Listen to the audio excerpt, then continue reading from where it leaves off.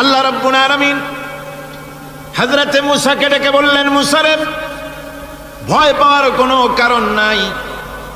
প্রতিষ্ঠিত একটি সরকারের বিরুদ্ধে তোমাকে নামায় দিয়া ময়দানে তোমাকে আমি একা ছেড়ে দেই নাই। আমি আল্লাহ রাব্বুল আলামিন তোমার সাথে আছি। হাতের লাঠি ছেড়ে দাও। মূসা আলাইহিস সালাম লাঠি ছেড়ে দিলেন, লাঠি সাপ হয়ে গেল। হা করলো, জাদুকরদের তৈরি করা সমস্ত বাঘ, সিংহ, সাপ মূসা আলাইহিস সালামের লাঠি মার্কা সাপের পেটের মধ্যে গিয়া ঢুকলো। এটা ছিল মূসা আলাইহিস সালামের মুজিজা। হযরত দাউদ আলাইহিস সালামের মুজিজা ছিল, আল্লাহ রাব্বুল আলামিন তাকে মুজিজা দিয়েছিলেন, গলার সুন্দর আওয়াজ দিয়েছিলেন। তিনি যখন জাব্বুর শরীফ তেলাওয়াত করতেন, উড়ন্ত পাখিরা ওড়া বন্ধ করে চতুর্দিকে বসে আল্লাহর কালাম শুনত। তিনি লোহা দিয়ে অস্ত্র তৈরি করতেন। অস্ত্র বানাবার সময় আগুন দিয়ে লোহা পোড়ায় অস্ত্র বানাতে হয়। দাউদ আলাইহিস সালামের তার প্রয়োজন ছিল না। তিনি যখন লোহা হাতির ভিতরে নিয়ে চাপ দিতেন, লোহা পানি হয়ে আঙ্গুলের ফাঁক দিয়ে গলে পড়ে যেত। এটা ছিল তার মুজিজা। হযরত সুলাইমান, আল্লাহ রাব্বুল আলামিন তাকে মুজিজা দান করলেন। কোরআনে কারীমের ভিতরে রব্বুল আলামিন বলেন, হযরত সুলাইমান আলাইহিস সালাম সকাল বেলায় বিনা মেশিনে, বিনা ইঞ্জিনে তক্তার উপরে বসে যেতেন। তক্তা 1 মাসের পথ অতিক্রম করত। আবার সন্ধ্যাবেলায় বসতেন, এই তক্তা আর 1 মাসের পথ অতিক্রম করে যেত। ঈসা আলাইহিস সালামের মুজিজা ছিল, জন্মান্ধের চোখের উপরে হাত বুলিয়ে দিতেন, সঙ্গে সঙ্গে চোখ ভালো হয়ে যেত। কুষ্ঠব্যাধিগ্রস্ত লোকের গায়ে হাত বুলাতেন, সঙ্গে সঙ্গে কুষ্ঠব্যাধি ভালো হয়ে যেত। এই হলো তাদের মুজিজা। পয়গম্বরেরা বিদায় হয়ে গেলেন, মুজিজা বিদায় হয়ে গেল। দাউদ আলাইহিস সালাম বিদায় হলেন, মুজিজার সাথে নিয়ে গেলেন। তার উম্মতেরা ওই লোহাগুলি আর কেউ গলাতে পারে নাই, আজও কেউ গলাতে পারে না, হাত দিয়া চেপে ধরে। সুলাইমান আলাইহিস সালাম দুনিয়া থেকে বিদায় হয়ে গেছেন, মুজিজা নিয়ে কবরে চলে গেছেন। আজ আর তার অনুসারীরা অথবা দুনিয়ার কোনো মানুষ বিনা ইঞ্জিনে তক্তায় বসে আর হাওয়ায় উঠতে পারবে না। মূসা আলাইহিস সালাম বিদায় হলেন, লাঠির মুজিজা চলে গেল। তার উম্মতেরা, তার অনুসারীরা কিয়ামত পর্যন্ত যদি 1000 চেষ্টা চালায়, লাঠিকে আর কোনোদিন সাপে পরিণত করতে পারবে না। ঈসা আলাইহিস সালাম, আল্লাহ রাব্বুল আলামিন তাকে উঠায় নিলেন, মুজিজা তিনি সাথে নিয়ে গেলেন। আজ তার কোটি কোটি, শত শত কোটি উম্মতেরা দুনিয়ায় যারা তার উম্মত দাবি করে, খ্রিস্টানেরা হাজারো যদি চেষ্টা চালায়, তবুও জন্মান্ধের চোখের উপরে হাত বুলিয়ে চোখ আর ভালো করতে পারবে না। কুষ্ঠব্যাধিগ্রস্ত লোকের গায়ে হাত বুলিয়ে কুষ্ঠব্যাধি ভালো করতে পারবে না। তার মানে হলো, নবীরা যে যা যত মুজিজা পেয়েছিলেন, জীবদ্দশায় মুজিজা কাজে লেগেছে। দুনিয়া থেকে বিদায় হয়েছেন, মুজিজার সাথে নিয়ে গেছেন। কিন্তু আপনার আমার নবী, বিশ্ব নবী জনাব মুহাম্মদ রাসূলুল্লাহ সাল্লাল্লাহু আলাইহি ওয়াসাল্লামের কাছে আল্লাহ রাব্বুল আলামিন তাকে যত মুজিজা দিয়েছিলেন, 3000-এর উপরে আল্লাহর নবীর মুজিজা ঘটেছিল 23 বছরের নবুয়তের জীবনে। তার মধ্যে শ্রেষ্ঠ মুজিজা হতেছে কোরআন মাজিদ। আল্লাহর নবী বিদায় হয়ে গেলেন, মুজিজা সাথে নিয়ে যান নাই, মুজিজা রেখে গেলেন দুনিয়ায়। কিয়ামত পর্যন্ত দুনিয়াবাসী, নবীর উম্মতেরা কোরআনের মুজিজা ব্যবহার করতে পারবে। কোরআনে কারীম রাসূল কারীম সাল্লাল্লাহু আলাইহি ওয়াসাল্লামের জীবনের শ্রেষ্ঠ মুজিজা। মানুষ পাগল হয়ে গেছে কোরআন শুনে। সুতরাং এই কোরআনের বৈশিষ্ট্য সকল দিক থেকে এক অপূর্ব একটি কিতাবে পরিণত করেছে, যা মানুষকে চিরকাল বিস্ময় হতবাক করে দিয়েছে। কোরআনের আরেকটি বৈশিষ্ট্য হচ্ছে, এই কোরআন এক সময় নাজিল হয় নাই। 30 পারা কোরআন শরীফ একসাথে নাজিল হয়েছে না, কোরআন নাজিল হয়েছে আস্তে আস্তে, ধীরে ধীরে। কত বছর লাগলো? 23 বছরেরও কিছু বেশি সময় ধরে কোরআন ধীরে ধীরে রাসূল কারীম সাল্লাল্লাহু আলাইহি ওয়াসাল্লামের কাছে অবতীর্ণ হয়েছে। এমনটি আর কোনো কিতাব হয়নি, যা আর কোনো ধর্মগ্রন্থ যারা অন্যরা দাবি করে, এরকম হয়নি। কোরআনে কারীমের আরেকটি বৈশিষ্ট্য হচ্ছে, যখন কাগজ ছিল না, ছাপাখানা ছিল না, এমনকি টেপ রেকর্ডার ছিল না, তখনকার নাজিলকৃত কিতাব যেভাবে নাজিল হয়েছিল সেইভাবে আজ পর্যন্ত অবিকল টিকে আছে, টিকে থাকবে ইলা ইয়াউমিল কিয়ামah।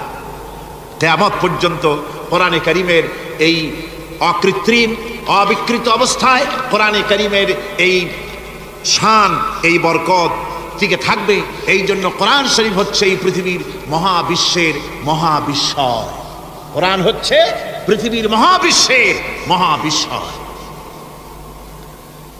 এর মর্যাদা সম্পর্কে রাসূল করিম সাল্লাল্লাহু আলাইহি ওয়াসাল্লাম বলেছেন, ওয়ান উসমান রাদিয়াল্লাহু তাআলা আনহু আন্নাহু ক্বাল ক্বালা রাসূলুল্লাহ সাল্লাল্লাহু আলাইহি ওয়াসাল্লাম খায়রুকুম মান তাআল্লামাল কুরআন ওয়া আল্লামাহু, রাওয়াহুল বুখারী। আল্লাহর নবী বলেন, তোমাদের মধ্যে সর্বোত্তম ব্যক্তি সেই, তোমাদের ভিতরে ভালো ব্যক্তি উত্তম ব্যক্তি সেই যে ব্যক্তি নিজে কোরআন শেখে আর অন্যকে শেখায়। কোরআন যে শেখে আর অন্যকে যে শেখায় সেই ব্যক্তি হলো তোমাদের মধ্যে সর্বোত্তম ব্যক্তি, ভালো ব্যক্তি। সুবহানাল্লাহ পড়েন। কোরআনে কারীমের এই মর্যাদা সম্পর্কে রাসূল করিম সাল্লাল্লাহু আলাইহি সাল্লাম বলেছেন, দুই ব্যক্তিকে, দুই শ্রেণীর লোককে ঈর্ষা করা যায়। অমুকে বিরাট বাড়ি করেছে, সে বাড়ি থেকে হিংসা হয়, আমি ওরকম বাড়ি করব, অমুকের মতো নেতা হব, অমুকের মতো বড় লোক হতে হবে। পরশ্রী কাতরতা অথবা ঈর্ষা করা, এরকমের ঈর্ষা করা জায়েজ নাই। রাসূলুল্লাহ বলেছেন দুই ব্যক্তির সঙ্গে ঈর্ষা করা যায়। আন ইবনে উমর রাদিয়াল্লাহু তাআলা আনহু আন্নাহু ক্বাল ক্বালা রাসূলুল্লাহ সাল্লাল্লাহু আলাইহি ওয়াসাল্লাম লা হাসাদা ইল্লা আলাল ইসনাইন, দুই ব্যক্তি ছাড়া অন্য কারো সাথে হিংসা করা যায় না, রিস্ক করা যায় না। কোন কোন ব্যক্তি? রাজুলুন আতাহুল্লাহুল কুরআন ফাহুয়া ইয়াকুমু বিহি আনা আল-লাইলি ওয়া আনা আন-নাহার, ওই ব্যক্তির সঙ্গে ঈর্ষা করা যায়, হিংসা করা যায় যে ব্যক্তিকে আল্লাহ পাক কোরআনের ইলম দান করেছেন, সে ব্যক্তি দিন রাত কোরআন তেলাওয়াত করে, কোরআনের উপরে আমল করে, কোরআনের উপরে থাকে, মানুষকে কোরআনের দাওয়াত দেয়। ওই লোকের সাথে ঈর্ষা করা দরকার যে তার মতো হতে চায়। ওয়ারাজুলুন আতাহুল্লাহু মালান ফাহুয়া ইউনফিকু মিনহু আনা আল-লাইলি ওয়া আনা আন-নাহার, মুত্তাফাকুন আলাইহি, বুখারী মুসলিমের হাদিস। রাসূলুল্লাহ বলছেন অন্য আরেক ব্যক্তি হচ্ছে যে ব্যক্তিকে আল্লাহ পাক মাল দিয়েছেন, সম্পদ দিয়েছেন, ওই ব্যক্তি তার মাল আর সম্পদকে দিন রাত দুহাতে আল্লাহর রাস্তায় খরচ করে, তার মতো হওয়ার জন্য তার সাথে ঈর্ষা করা যেতে পারে। আমার বন্ধুগণ, এই কোরআন হচ্ছে এমন এক কিতাব যে কোরআনকে নিয়ে যারা অগ্রসর হয় আল্লাহ তাদেরকে বাড়ায় দেন, আর কোরআনের সাথে যারা হিংসা করে, বিদ্বেষ করে, আল্লাহ তাদেরকে অধঃপাতিত করে দেন। আন ওমর ইবনে আল-খাত্তাব রাদিয়াল্লাহু তাআলা আনহু আন্নাহু ক্বাল ক্বালা রাসূলুল্লাহ সাল্লাল্লাহু আলাইহি ওয়াসাল্লাম ইন্নাল্লাহা ইয়ারফাউ বিহাযাল কিতাবি আকওয়ামান ওয়া ইয়াদাউ বিহি আখিরিন, রাওয়াহু মুসলিম। হযরত ওমর রাদিয়াল্লাহু তাআলা আনহু বলছেন যে আল্লাহ পাক এই কোরআনের সাহায্যে এক শ্রেণীর লোককে প্রতিষ্ঠিত করবেন দুনিয়ার বুকে, এবং আখিরাতেও আর এক শ্রেণীর লোককে করবেন অধঃপাতিত। যারা কোরআনের সাথে বিরোধিতা করবে, তারা যদি হিরো হয় আল্লাহ তাদেরকে জিরো বানাবেন। কি বানাবেন? জোরে কন কি বানাবেন? জিরো বানিয়ে দিবেন। আর কোরআনকে নিয়ে যারা আগ বাড়ে, তারা যদি জিরো হয় আল্লাহ পাক তাদেরকে কি বানায় দেন? কোরআনের সাথে বিরোধিতা আজকের নতুন কিছু নয়, আবহমান কাল থেকে কোরআনের সাথে চলছে বিরোধিতা। বিশ্বকবি, কবি সম্রাট আল্লামা ইকবাল, আল্লাহ তাকে জান্নাতুল ফেরদাউস নসিব করুন, সবাই বলুন আমিন। আল্লামা ইকবাল বলেছেন, সতীজা কর রহা হ্যায় আসল সে তা ইমরোজ, সতীজা কর রহা হ্যায় আসল সে তা ইমরোজ, চরাগে মুস্তফা বি সে শরারে বুলহবিস। মুহাম্মদ সাল্লাল্লাহু আলাইহি ওয়াসাল্লামের দীপ শিখার সাথে, আল্লাহর দ্বীনের সাথে আবু জাহাল, আবু লাহাবের অগ্নিস্ফুলিঙ্গের সংঘর্ষ আবহমান কাল থেকে লেগে এসেছে, কিন্তু ওদের এই অগ্নিস্ফুলিঙ্গের টক্কর লেগে মুহাম্মদ সাল্লাল্লাহু আলাইহি ওয়াসাল্লামের টিম টিম করে জ্বলে ওঠা এই প্রদীপটি প্রচন্ড ঝড়ো হাওয়ার মুখে, টর্নেডো আর গর্কির মুখে নিভে যায়নি, জ্বলছে, জ্বলবে কিয়ামত পর্যন্ত। এটাকে নিভাবার ক্ষমতা বিশ্বের কোনো মানুষের নাই। ফু দিয়ে কেউ যদি নিভাতে চায়, চেহারা শুদ্ধ, মাথা শুদ্ধ, পুড়ে ছাই হয়ে যাবে, কোরআনের আলোকে নির্বাপিত করতে পারবে না।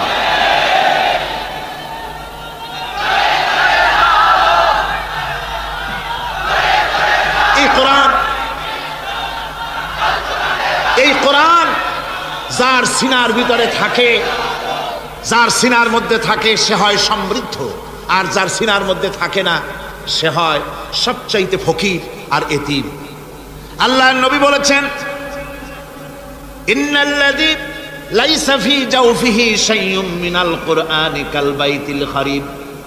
যেই দেহের ভিতরে কোরআন নাই, যেই দেহের ভিতরে, যেই সিনার ভিতরে কোরআন নাই, ওই মানুষটা হতেছে একটা সাড়া বাড়ির মতো, একটা উজাড় বাড়ির মতো, বিরান বাড়ির মতো। বিরান বাড়িতে কি থাকে?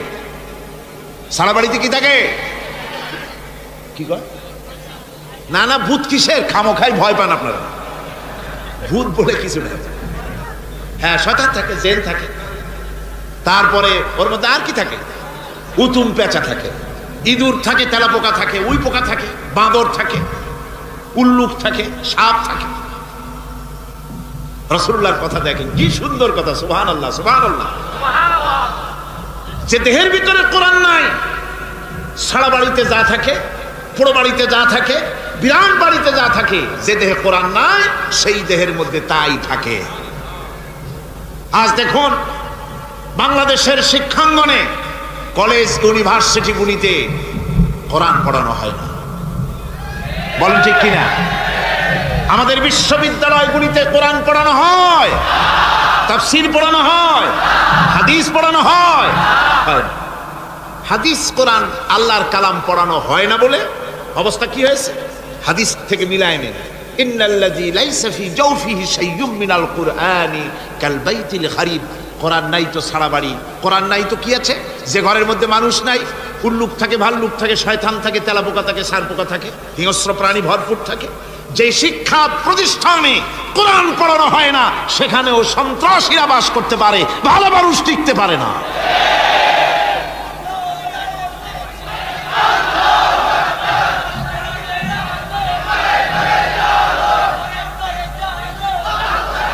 এই জন্য কোরআন যেখানে পড়া হয় না সেটা কবরের তুল্য, কোরআন যেখানে তেলাওয়াত হয় না সেটা কিসের তুল্য? কবরের তুল্য। আল্লাহর নবী বলেছেন, আন আবি হুরায়রা রাদিয়াল্লাহু তাআলা আনহু আন্নাহু ক্বাল ক্বালা রাসূলুল্লাহ সাল্লাল্লাহু আলাইহি ওয়াসাল্লাম লা তাজআলু বুয়ুতাকুম মাকাবির। রাওয়াহু মুসলিম। আল্লাহর নবী বলেন, তোমাদের ঘরগুলিকে তোমরা কবর বানায়ো না। অর্থাৎ যে ঘরের মধ্যে কোরআনে কারীম তেলাওয়াত হয় না সেটা কবরের সমতুল্য, কবরের সমতুল্য। আগে আমাদের ঘর সমূহে যখন ছোট ছিলাম তখন দেখতাম ঘরে ঘরে কোরআন তেলাওয়াত হতো, ঠিক না? প্রত্যেকটা ঘরের জানালা দিয়া সকালবেলায় আওয়াজ আসতো, আউযু বিল্লাহি মিনাশ শাইতানির রাজিম, বিসমিল্লাহির রহমানির রহিম। তেলাওয়াতের আওয়াজ ভেসে আসতো। আজ আর এই অবস্থা নাই। আজ ভদ্রলোকের বাড়ির সামনে দিয়ে হেঁটে যাবেন, সকালবেলা কিসের তেলাওয়াত? জনমের ঘুম ঘুমায়, পাইকারি দরে ঘুমায়, ফজরের নামাজ নাই। শহরের অবস্থা, অধিকাংশ বাড়িতে ফজরের নামাজ হয় না। ডিসেন্টিনার মাধ্যমে, আগে তো ছিল শুধু বাংলাদেশের ছবি, ডিসেন্টিনার মাধ্যমে সারা পৃথিবীর শয়তানি আর বদমাশি ঘরে বসে গেলা যায়। উপকারিতা এবং অপকারিতা দুটোই আছে। নিউজ দেখা যায়, সাথে সাথে আবার নিউজের সাথে আরো বাজে কিছু দেখা যায়। এগুলো দেখতে দেখতে রাত শেষ হয়ে আসে, ঘুমায় জনমের মতো, এক ঘুমে বেলা 9টা আর 10টা। কিসের ফজরের নামাজ আর কি এর কোরআন শরীফ তেলাওয়াত করে? এরপরে উঠলো 9টা 10টার সময়, উঠে তারপরে গানের মাস্টার এসে গেছে। তখন ইতিমধ্যেই গানের মাস্টার এসে গেছেন। কি দুর্ভাগ্যজনক সত্য কথা,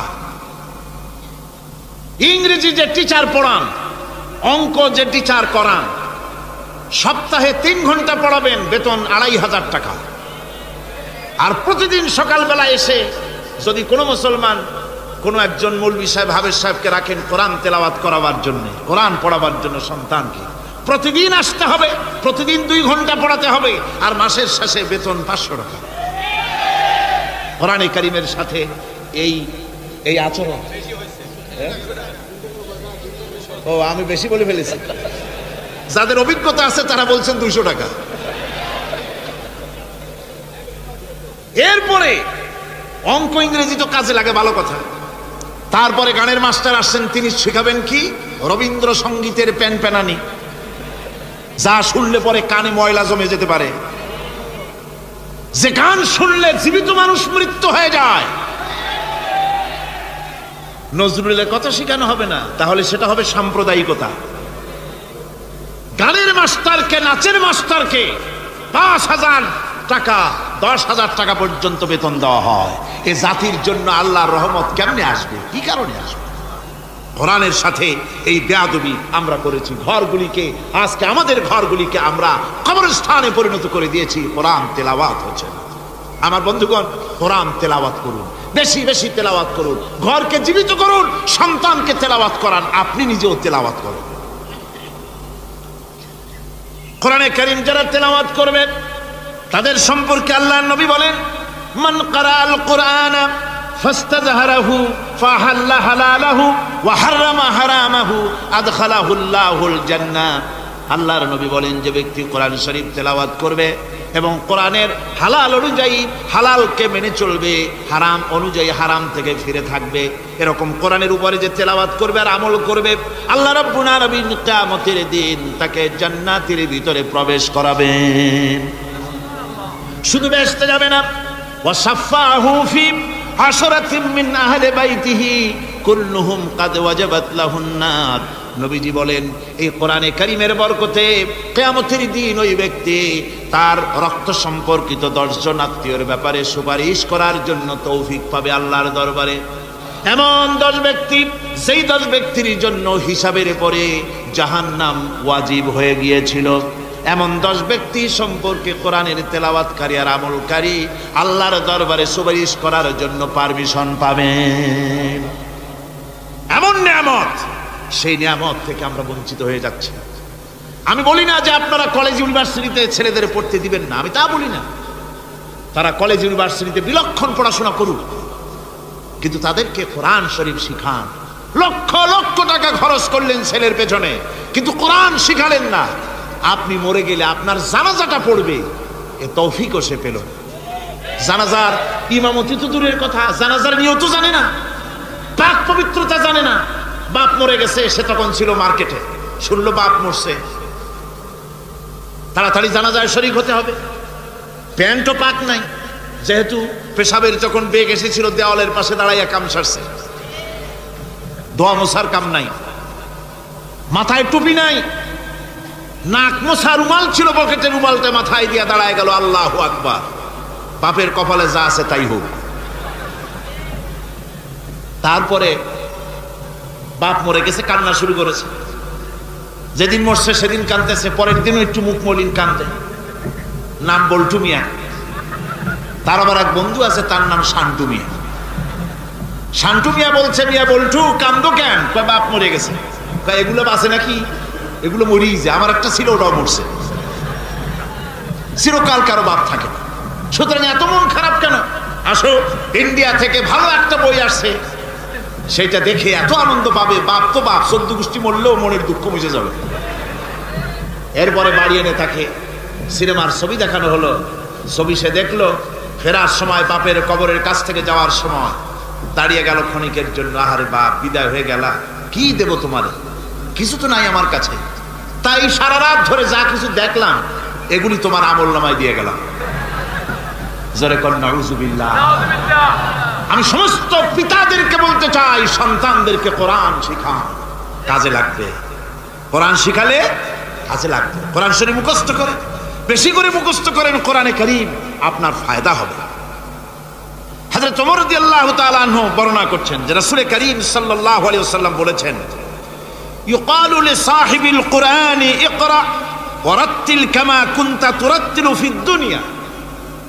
কিয়ামতের দিন জান্নাতীদেরকে, বেহেশতীদেরকে আল্লাহ রাব্বুল আলামিন বলবেন, কোরআন শরীফ তেলাওয়াত করো আর উপরের দিকে উঠতে থাকো। কোরআনে যেভাবে দুনিয়ার বুকে কোরআনে কারীম তুমি মুখস্থ করেছিলে, ধীরে ধীরে তেলাওয়াত করতে, ওইভাবে ধীরে ধীরে কোরআন তেলাওয়াত করো আর উপরের দিকে উঠতে থাকো। আল্লাহ পাক বলতে থাকবেন, উপরের দিকে ওঠো, তেলাওয়াত করো আর ওঠো।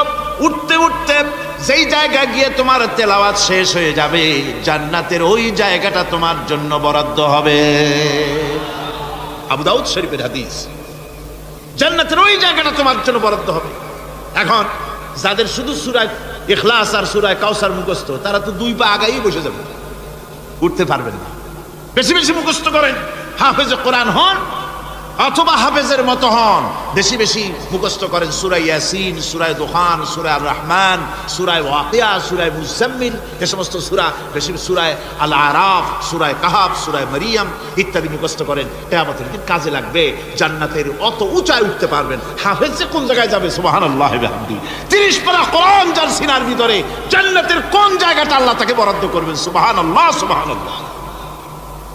কোরআনে কারীমকে মুখস্থ করুন, বেশি করে মুখস্থ করুন। কোরআনে কারীমকে বেশি করে তেলাওয়াত করুন।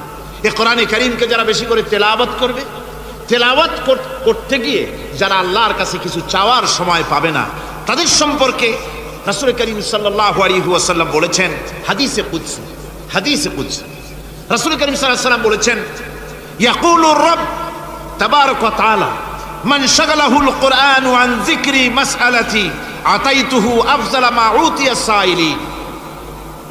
আল্লাহর নবী বলেন, আমার আল্লাহ পাক বলেছেন, কোরআন তেলাওয়াত করতে গিয়ে যারা ব্যস্ত থাকে, কোরআন তেলাওয়াত করতে করতে যারা আমার কাছে হাত পেতে কিছু চাওয়ার সময় পায় না, যারা আমার কাছে হাত পেতে কিছু চায়, তাদের থেকে তেলাওয়াতকারীদেরকে আমি রব্বুল আলামিন বেশি করে দেই। জোরে বলেন সুবহানাল্লাহ। কোরআন তেলাওয়াত করতে করতে যারা আল্লাহর কাছে হাত পেতে চাওয়ার সময় পায় না, আল্লাহ পাক বলেন যারা চায় তাদের থেকে তেলাওয়াতকারীকে আমি বেশি দেই। আমার বন্ধুগণ, শুধু তাই নয়, এ কোরআনে কারীম যারা তেলাওয়াত করবে, আমল করবে, কিয়ামতের দিন তার মা বাবার মাথার উপরে আল্লাহ রাব্বুল আলামিন, আবু দাউদ শরীফের হাদিসে এসেছে, তার মা বাপের মাথার উপরে নূরের টুপি পরিধান করানো হবে। এমন নূরের টুপি, এমন নূরের তাজ পরানো হবে, চন্দ্র সূর্যের আলোকে ম্লান করে দেবে। হাসরবাসীরা প্রশ্ন করবেন, এ লোকটি কে? কোনো ফেরেশতা নাকি বলে না, কোনো নবী নাকি বলে না, তবে কি ইনি কে? জবাব হবে, ইনি হচ্ছেন সেই ব্যক্তি যিনি তার সন্তানদেরকে কোরআন শিখিয়েছিলেন। কোরআন শিখানোর কারণে আল্লাহ রাব্বুল আলামিন আজ তার মা বাপের মাথার উপরে নূরের টুপি পরিধান করে হাসরের ভিতরে মর্যাদা দিলেন। কিয়ামতের দিন দুনিয়াও মর্যাদা পাওয়া যাবে, আখিরাতেও মর্যাদা পাওয়া যাবে যদি কোরআনে কারীমকে তেলাওয়াত করা যায়, আমল করা যায়, বোঝা যায়, তাহলে এই সমস্ত নিয়ামত আল্লাহ পাক দান করবেন। সুতরাং এই এত বড় নিয়ামত থেকে আমরা যেন কেউ বঞ্চিত হয়ে না যায়। কোরআন হচ্ছে এমন এক কিতাব যার তাফসীর লেখা হয় নাই। পৃথিবীতে এমন কোনো ভাষা নাই, পৃথিবীর উল্লেখযোগ্য সবগুলি ভাষায় কোরআনে কারীমের তাফসীর লেখা হয়েছে, কিন্তু কোন মুফাসসির আজ পর্যন্ত কথা বলেন নাই যে আমি যে তাফসীর লিখছি এর চাইতে ভালো তাফসীর আর কেউ লিখতে পারেও না আর পারবেও না, এটা শেষ, আর তাফসীর লেখা লাগবে না। এ কথা কেউ বলতে পেরেছে? জোরে বলেন, পেরেছে? পারে নাই। তার কারণ কি? আল্লাহ রাব্বুল আলামিন বলেন, কুল লাউ কানাল বাহরু মিদাদান লিকালিমাতি রাব্বি লানাফিদাল বাহরু ক্বাবলা আন তানফাদা কালিমাতু রাব্বি ওয়ালাউ জিনা বিমিসলিহি মাদাদা।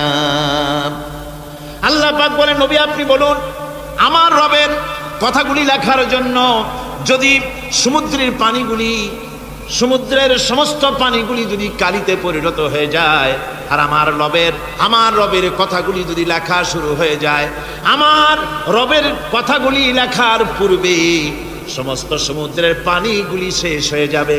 তারপরে যদি আবার সমুদ্র ভরে দেওয়া হয়, আরো যদি লেখা হয়, তবুও আমার রবের কথা লেখা শেষ হবে না। আল্লাহ রাব্বুল আলামিন বলেন, ওয়ালাউ আন্না মা ফিল আরদি মিন শাজারাতিন আকলামুন ওয়াল বাহরু ইয়ামুদ্দুহু মিন বা'দিহি সাবআতু আবহুরিন মা নাফিদাত কালিমাতুল্লাহ। আল্লাহ রাব্বুল আলামিন বলেন, মা নাফিদাত কালিমাতুল্লাহ। আল্লাহ পাক বলেন, 7টা সমুদ্রের পানি যদি একত্রিত করা হয়, 7টা সমুদ্রের পানি যদি এক জায়গায় করা হয়, এই পানিগুলি যদি কালিতে পরিণত হয়ে যায়, আর পৃথিবীর সমস্ত গাছগুলি যদি কলমে পরিণত হয়ে যায়, ওই গাছগুলি দিয়ে যদি ওই পানি রূপ কালি দিয়ে আমার প্রভুর কথা, আল্লাহ রাব্বুল আলামিনের কোরআনের কথা যদি লেখা শুরু হয়ে যায়, লিখতে লিখতে সমস্ত পানিগুলি গাছগুলি শেষ হয়ে যাবে, আল্লাহ পাকের কালামের ব্যাখ্যা লেখা শেষ হবে না। মা নাফিদাত কালিমাতুল্লাহ, আল্লাহর কথা লেখা শেষ হবে না। এত বড় বিরাট আজিম কিতাব আল্লাহ পাক আমাদেরকে দান করেছেন, সুবহানাল্লাহ বলেন। এই কিতাবের এত বড় গুরুভার আল্লাহ রাব্বুল আলামিন বলেছেন, লাউ আনজালনা হাযাল কুরআন আলা জাবালিন লারাআইতাহু খাশিআন মুতাসাদ্দিআন মিন খাশিয়াতিল্লাহ। আমি যদি এই কোরআনকে পর্বতের উপরে নাজিল করতাম, তাহলে তুমি দেখতে পেতে আমার ভয় ভীত সন্ত্রস্ত হয়ে পাহাড়গুলো চূর্ণ বিচূর্ণ হয়ে যেত।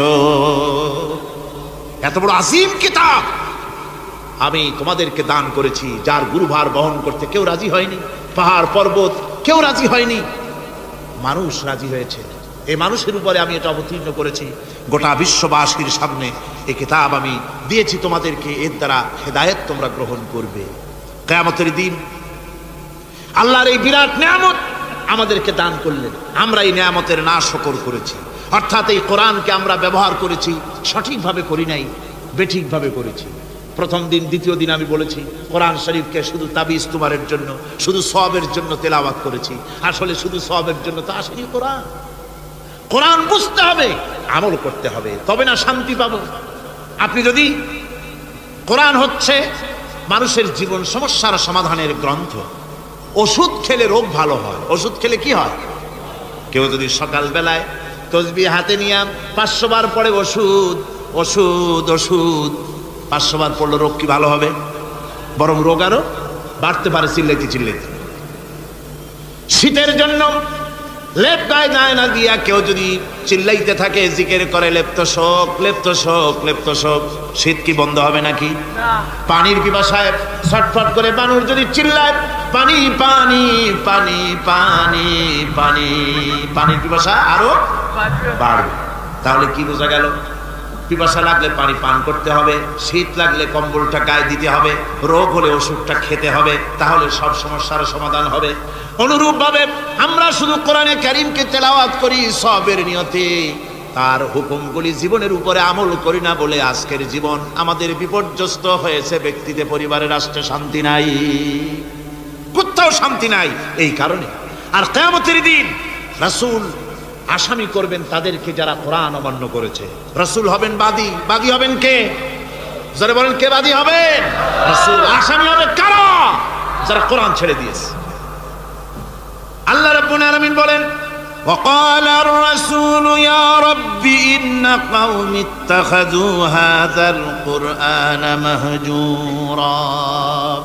কিয়ামতের দিন রাসূল আল্লাহর দরবারে ফরিয়াদ করবেন, আয় আমার রব, আয় আমার আল্লাহ তাআলা, এই সমস্ত লোকগুলি তোমার কালামকে, তোমার কোরআনকে অপ্রয়োজনীয় জিনিস বলে তারা পরিত্যাগ করেছিল। কোরআনকে অপ্রয়োজনীয় মনে করেছে, কোরআনের সাথে ঠাট্টা করেছে, বিদ্রুপ করেছে। কোরআন শিক্ষা ভিক্ষার ঝুলি, শেখার বুলি মনে করেছে। কোরআনের কোনো মূল্য দেয় নাই, কোরআনের কোনো দাম দেয়নি, কোরআনের সাথে ঠাট্টা করেছে, কোরআনের আইনের সাথে ঠাট্টা করেছে, বিদ্রুপ করেছে। আমাদের দেশে শিক্ষাবিদ, চিন্তাবিদ, বুদ্ধিজীবী নাম ধরনের নামধারী এক শ্রেণীর লোকেরা কোরআনের সাথে সরাসরি বেয়াদবি করেছে। আহমদ শরীফ বলেছে পরকাল নাই, আল্লাহ বলছেন পরকাল আছে। আর আহমক, আহমদ তো না, ওটা কি? এই আহমক, সে বলেছে পরকাল নাই, বিবাহ মানি না, কবর আযাব মানি না, কিয়ামতের দিন বিচার হবে তাও মানি না, অস্বীকার করেছে। এটাকে নিয়ে ঠাট্টা করেছে। আহমদ শরীফ লিখেছেন নিজে যে আল্লাহ বলতে কেউ নাই, মানুষ তাকে চিন্তা করে সৃষ্টি করেছে, স্রষ্টা বলতে কেউ নাই।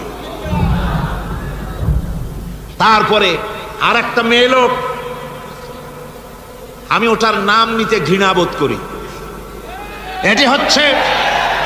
এটি হচ্ছে চরম ধর্মদ্রোহী রাষ্ট্রদ্রোহী, নাস্তিক, জাহান্নামের কীট, ডাস্টবিনের আবর্জনা। এই মেয়ে লোকটি বলেছে, তার বইতে লিখেছে, বেহেশত হচ্ছে এক অসভ্য উদ্যান। কোরআন শরীফে আল্লাহ পাক বলেছেন, আমলে সালেহ যারা করবে, নবীরা, অলিরা, সিদ্দিকিন, শুহাদা সব যাবে জান্নাতে। আর সেই জান্নাতকে এই হাবিসা, এই নিকৃষ্ট ধর্মদ্রোহী, রাষ্ট্রদ্রোহী মহিলা, এই সে বলেছে বেহেশত হচ্ছে এক অসভ্য উদ্যান। পৃথিবীর অতৃপ্ত বহুগামী পুরুষেরা তাদের থাকার জায়গা হবে ওই বেহেশতের মধ্যে। যেরকম নাউজুবিল্লাহ।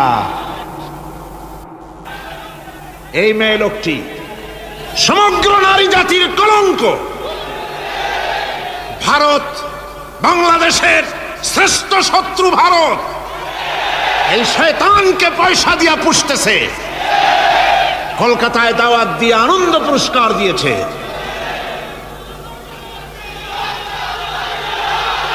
সে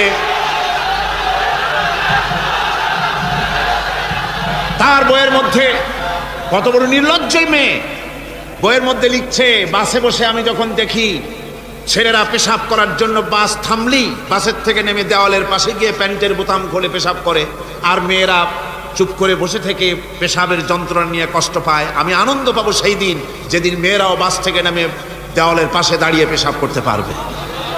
এটা কি একটা মানুষ? অসভ্য জানোয়ার একে জন্ম দিয়েছে, আল্লাহই ভালো জানে।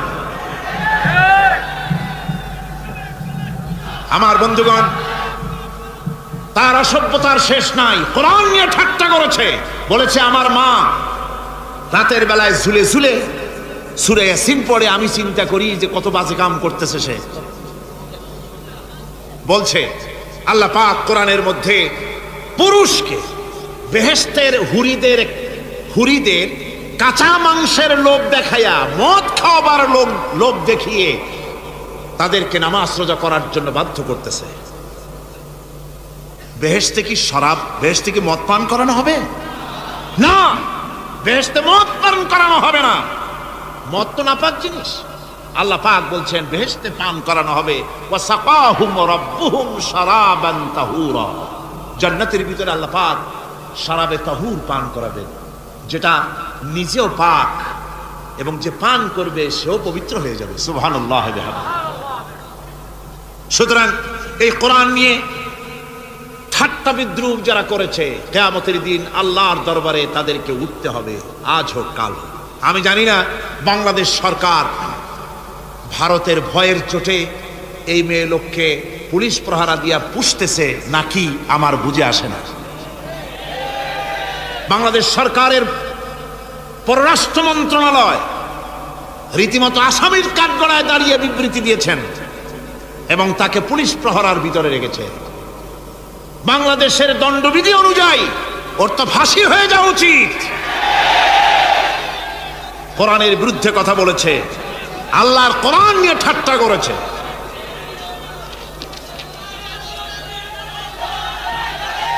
আমার বন্ধুগণ, কিয়ামতের দিন যখন এরা উপস্থিত হবে আল্লাহর দরবারে, আল্লাহ রাব্বুল আলামিন কোরআনের সাথে যারা ঠাট্টা করেছে, বিদ্রুপ করেছে, কোরআনের আইনকে নিয়ে যারা ঠাট্টা বিদ্রুপ মজাক উড়াইছে, কিয়ামতের দিন তাদেরকে বলা হবে ওয়াকিলাল ইয়াউমা নানসাকুম কামা নাসিতুম লিকা ইয়াউমিকুম হাদা। কিয়ামতের দিন আল্লাহ রাব্বুল আলামিন কোরআনের ঠাট্টাকারী, কোরআনের বিদ্রুপকারী, কোরআনের আইনের অমান্যকারীদেরকে বলবেন আমি আজকে তোমাদের ভুলে গেলাম, যেমন করে তোমরা এই দিনে আমার সঙ্গে সাক্ষাৎকারের কথা ভুলে গিয়েছিলে। তোমরা যেমন আমার আজকের এই কিয়ামতের দিনের কথা যারা ভুলে গিয়েছিলে, আজকে আমিও তোমাদেরকে ভুলে গেলাম। এরপরে কি হবে?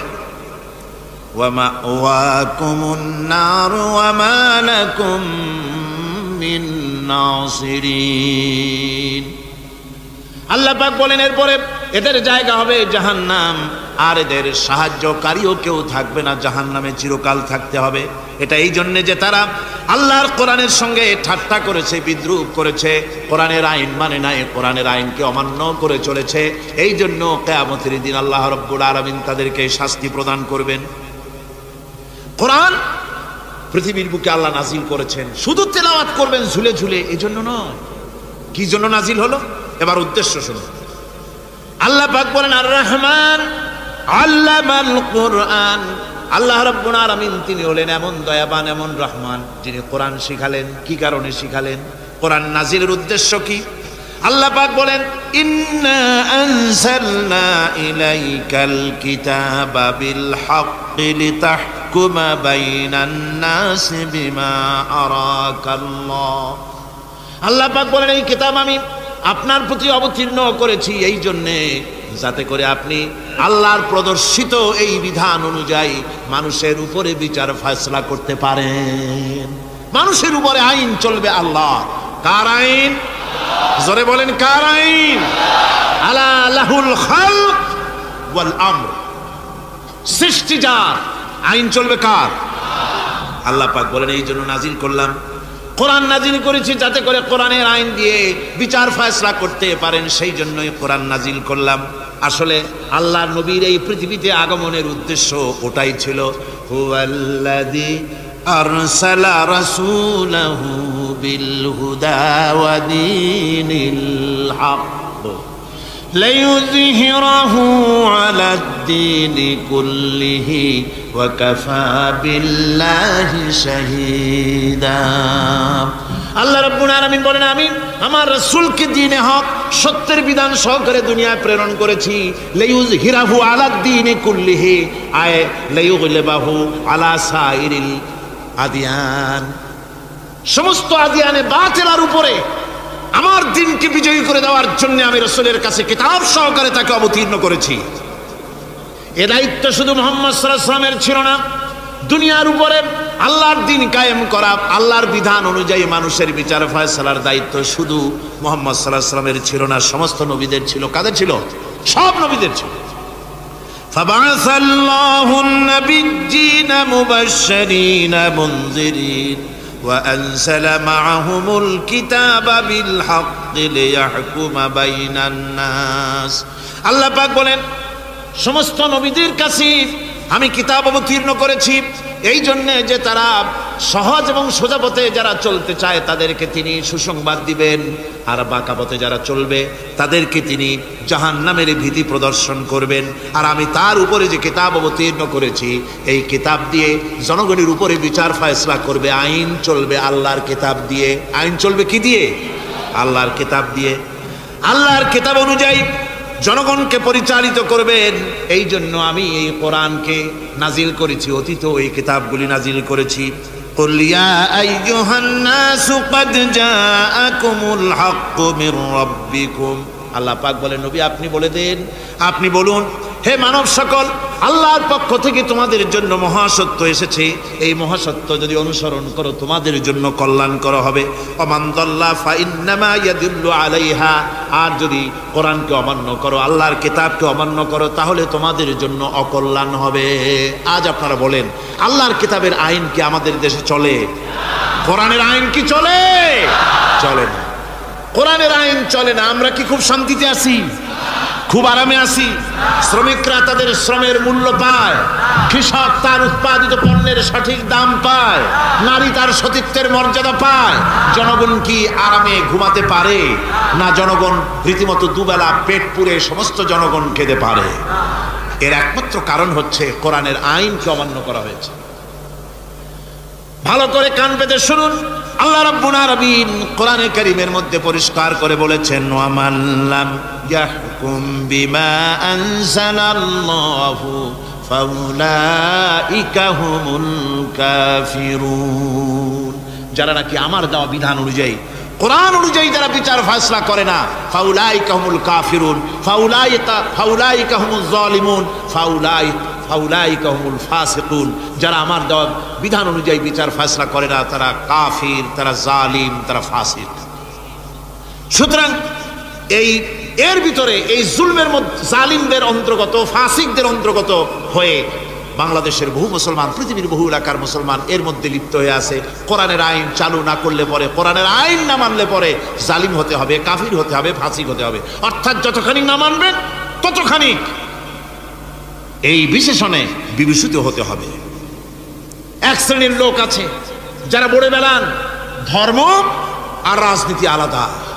বলেন কিনা কর, জোরে বলেন, বলে কিনা? ধর্ম আর রাজনীতি আলাদা। তারা বলেন ধর্ম, আমরা ধর্ম নিরপেক্ষ থাকতে চাই। তারা কি থাকতে চায়?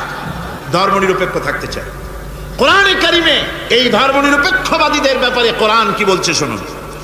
আল্লাহ রাব্বুল আলামিন বলেন, আলাম তারা ইলাল্লাযীনা ইয়াজউমুনা আন্নাহুম আমানু বিমা উনজিলা ইলাইকা ওয়া মা উনজিলা মিন ক্বাবলিক। আল্লাহ পাক বলেন, হে নবী, তুমি কি সেই সব লোকদেরকে দেখেছ যারা দাবি তো করে যে আমরা আল্লাহর উপর ঈমান এনেছি আর এই কিতাবের উপর ঈমান এনেছি, এর পূর্বে যত কিতাব নাজিল হয়েছে সেসব কিতাবের উপরেও ঈমান এনেছি।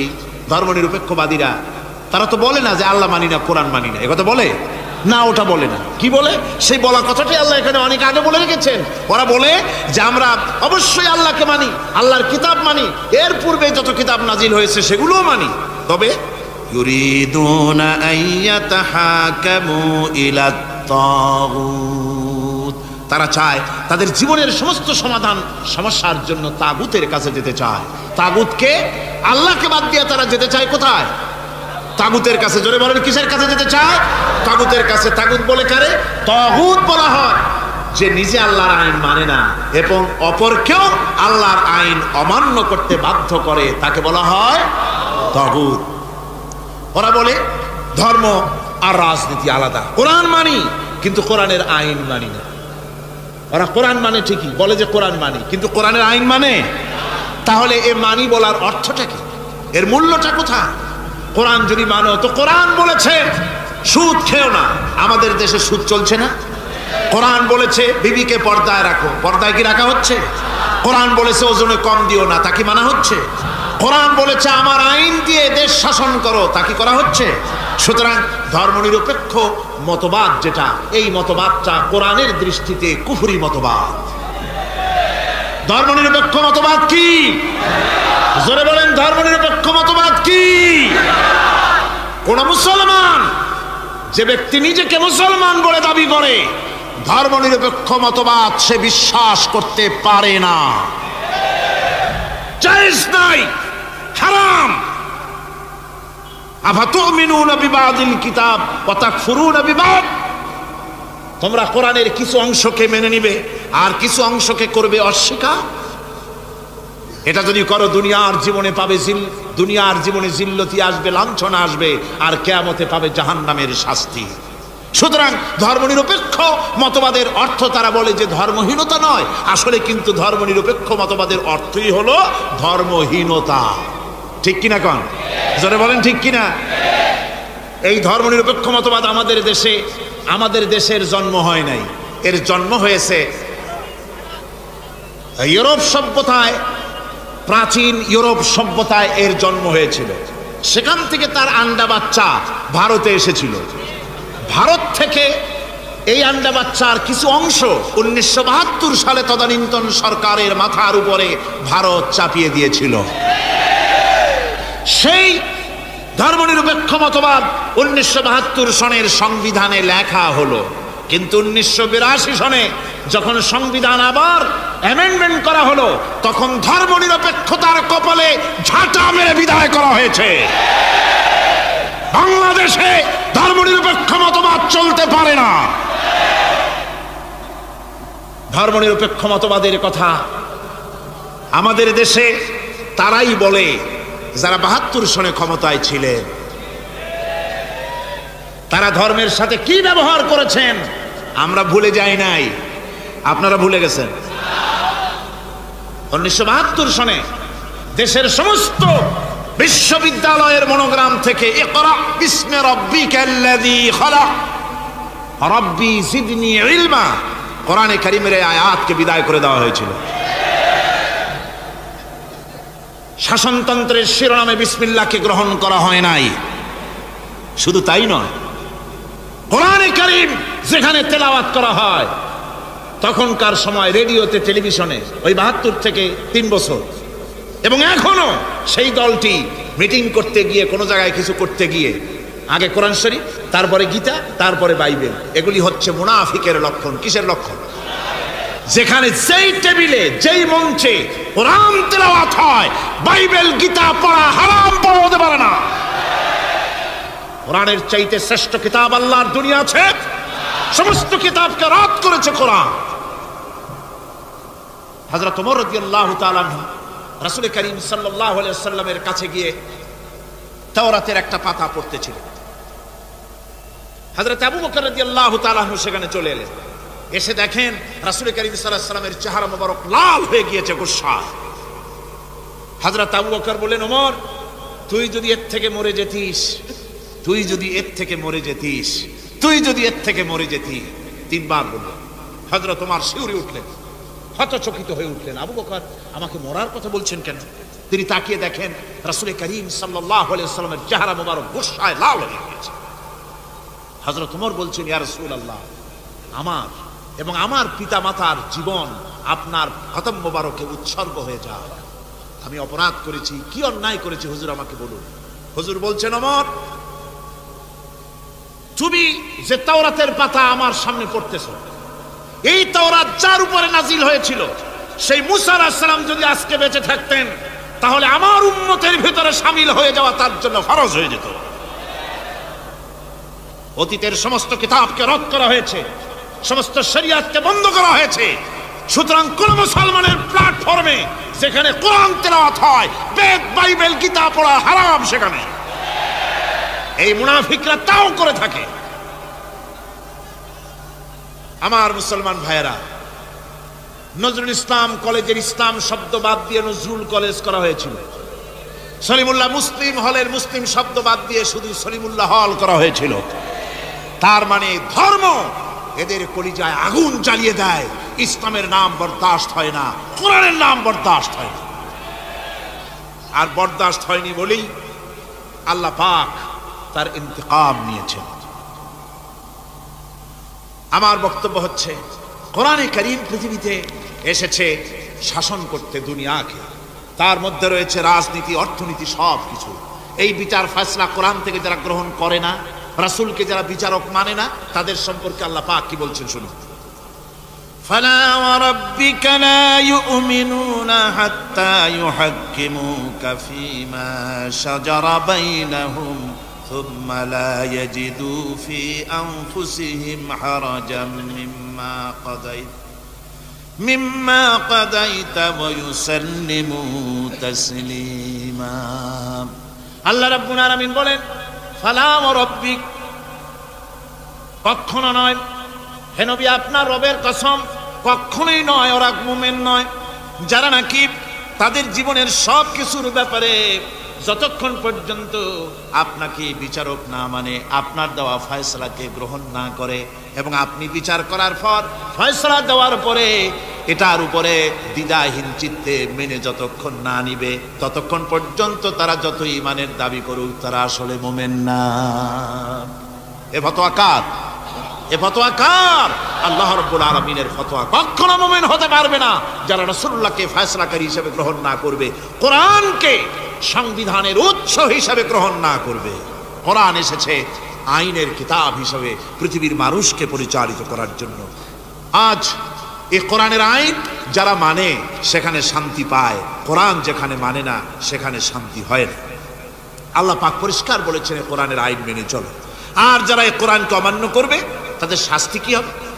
আল্লাহ পাক বলেন, আল্লাযীনা কাযযাবু বিল কিতাবি ওয়া বিমা আরসালনা বিহি রুসুলানা ফাসাউফা ইয়ামালুন।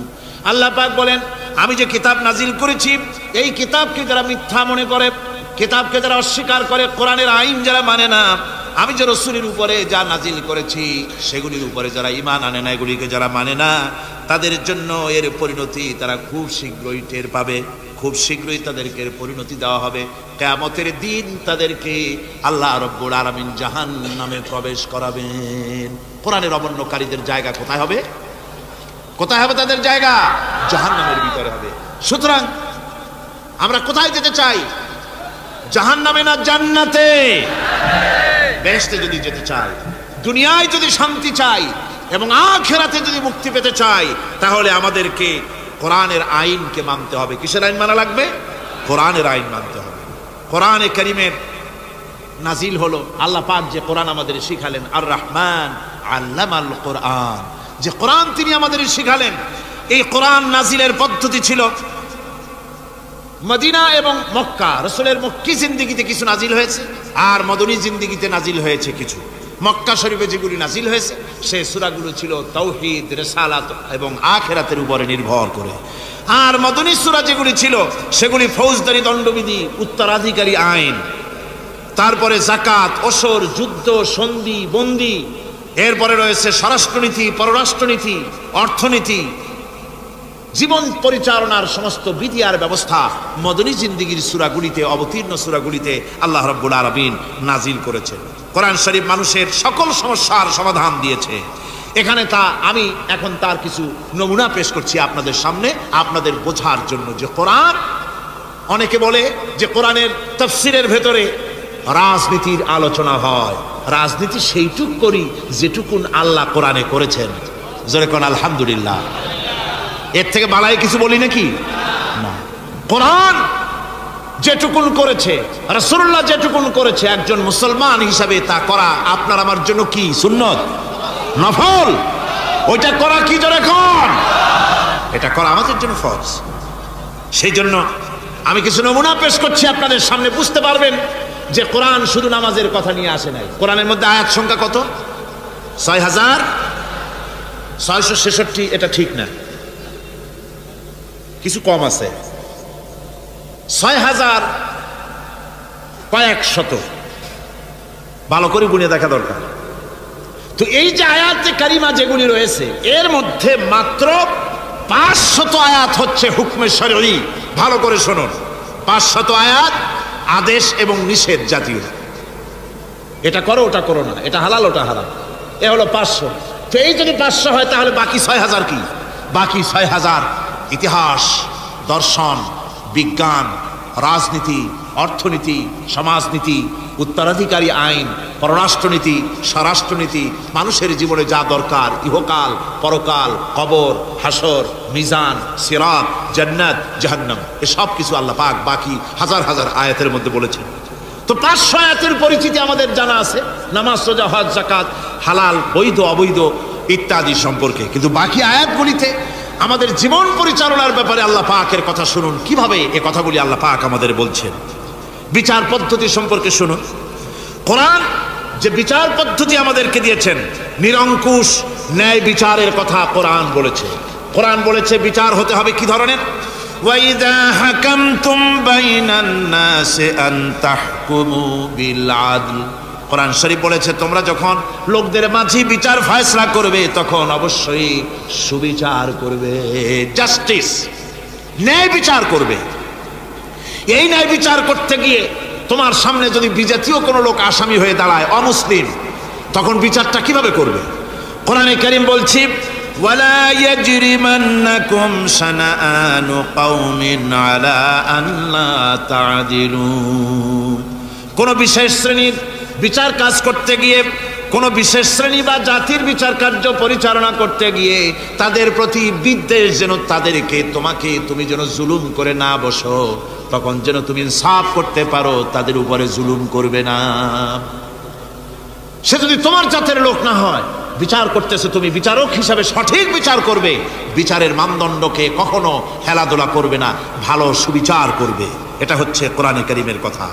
আর আত্মীয় স্বজনের বিচার সম্পর্কে বলা হচ্ছে যে তোমরা বিচার নিয়ে, সুবিচার নিয়ে তোমরা দাঁড়াও, দণ্ডায়মান হও, সুবিচার নিয়ে মুসলমানেরা তোমরা যখন বিচার করবে, তখন এই বিচার করতে গিয়ে ওয়ালাউ আলা আনফুসিকুম আবিল ওয়ালিদাইনি ওয়াল আকরাবিন, সে যদি তোমার নিজের বিরুদ্ধেও যায় বিচার, তা যদি তোমার সন্তান সন্ততি, ভাই ব্রাদার, মা বাপ ইত্যাদির বিরুদ্ধেও যদি চলে যায়, ইয়াকুন গানিয়ান আও ফাকিরান, যদি সে গরিব হয়, যদি সে ধনীও হয়, বিচারের বেলায় কোনো রকম তারতম্য করবে না, আপন হোক পর হোক, বিচার করতে হবে সঠিক। এটা কার কথা? আল্লাহর। জোরে বলেন, কার কথা? পৃথিবীর কোন ধর্মগ্রন্থে কথা বলেছে? পৃথিবীর কোন জাতি কথা বলেছে? কোরআন বলেছে এই সুবিচারের কথা, সুবিচার করতে হবে। বিচারের বেলায় খবরদার আপন পর এবং কোন ধর্মের লোক এই চিন্তা করতে যেও না।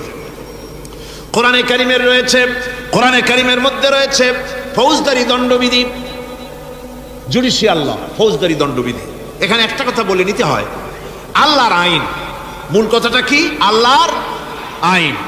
আল্লাহর আইনের কথা শোনা মাত্রই এক শ্রেণীর লোকেরা মনে করে আল্লাহর আইন মানেই হলো হাত কাটা, আল্লাহর আইনের অর্থই হলো গলা কাটা, আল্লাহর আইনের অর্থই হলো দৌড়া মারা।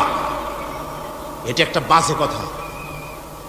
আল্লাহ পাকের আল্লাহ কি এইরকম একটা বদমেজাজি দারোগার মতো আল্লাহ যে মানুষ পাইলেই খালি পিটাবে আর হাত কাটবে? একটা কথা হইল, হাত কাটা, গলা কাটা, এটা কখন?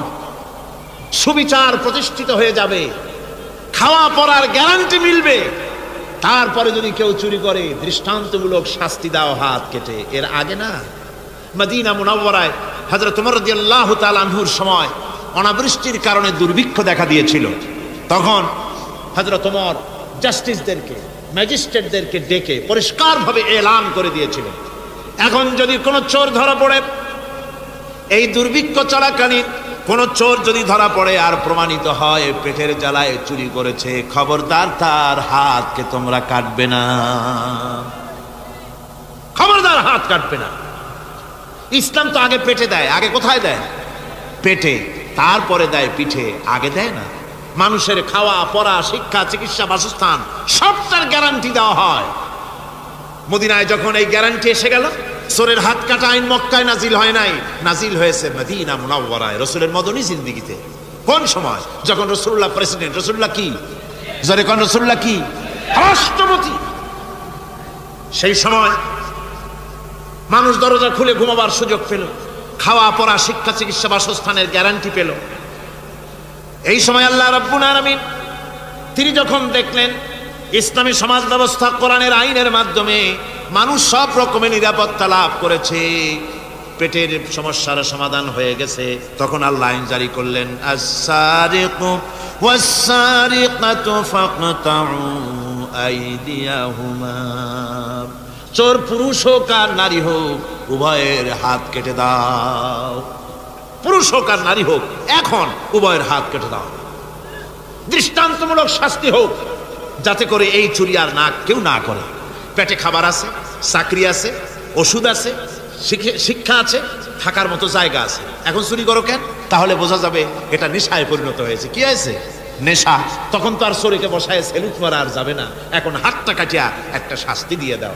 আমাদের দেশে কিন্তু চোরের হাত কাটা আইনের ব্যাপারে কোনো চোরেরা আজ পর্যন্ত মিছিল করে না। বাংলাদেশের কোন ছোট ছোট চোর, যেমন তাল চোর, বেল চোর, কচু চোর, ছাতি চোর, জুতা চোর, আরো যত ছোট ছোট চোর, এই সব চোরেরা কি কোনোদিন মিছিল করেছে যে চোরের হাত কাটা আইন মানি না, মানবো না? বলেছে কেউ? বলে না। কিন্তু এই আইনের বিরুদ্ধে সোচ্চার কারা? কোন চোরেরা? নিশ্চয়ই ছোট চোরেরা না, বড় চোর। যারা তাল বেল চুরি করে না, বরং কলমের খোঁচা দিয়া সরকারের, জনগণের লক্ষ কোটি কোটি টাকা পকেটস্থ করেন মেহেরবানি করে, ওই সব। তারা মনে করেন যদি এই আইন চালু হয়ে যায় তাহলে তালচোর বেলচোরের তো কোনো ক্ষতি নাই, ইসলামী রাষ্ট্র চালু হলে পরে তো সকলের পেটে ভাত আসবে, ওই তাল বেল আর চুরি করা লাগবে না, তাদের তো সুবিধা। কিন্তু মুসিবতটা তো আমাদের হবে। বেশি খাইয়া খাইয়া জিব্বা পুরু হয়ে গেছে, এখন ওই বেশি খাইতে না পারলে বদভ্যাস চালু হয়ে যাবে। চুরি করতে যখন যাইবে তখন এই আইন তো বিসমিল্লাহ হবে আমাদের দিয়া। এই জন্য ওনারাই বিরোধিতা করেন চরমভাবে। আর ইসলামের সব আইনের সাথে বিরোধিতা করার জন্য বাংলাদেশে যতগুলি পত্রিকা বেরিয়েছে তার মধ্যে শীর্ষস্থানে রয়েছে ভারতের রায়ের টাকায় পরিচালিত নিকৃষ্ট আবর্জনা পত্রিকা আজকের কাগজ। ওই কাগজে, এই কাগজের একটা প্রবন্ধ লেখা হয়েছে আজ।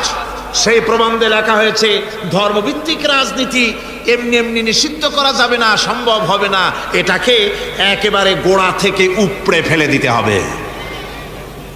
মাওবাড়ির আবদার, ভারতের টাকা নিয়ে লাফালাফি করছে আজকে তারা। বাংলাদেশ থেকে ধর্মভিত্তিক রাজনীতি নিষিদ্ধ ঘোষণার জন্য পায়তারা চালাচ্ছে এই পত্রিকার মাধ্যমে। এই পত্রিকার একমাত্র কাজ গোটা জাতিসত্তাকে দ্বিধা বিভক্ত করা, ইসলামের বিরুদ্ধে ইয়াং জেনারেশনকে খেপিয়ে তোলার জন্য আদা পানি খেয়ে লেগেছে। ধর্মভিত্তিক রাজনীতি নিষিদ্ধ ঘোষণা করার জন্য আপ্রাণ প্রচেষ্টা চালাচ্ছে। সংসদে পর্যন্ত এই বক্তব্য উঠানো হয়েছে, তাই না? সংসদে উত্থাপিত হয়েছে ধর্মভিত্তিক রাজনীতি নিষিদ্ধ ঘোষণা করতে হবে। আমি বলেছি ধর্মভিত্তিক রাজনীতি নিষিদ্ধ ঘোষণা করে ফেলেছিল রাশিয়া।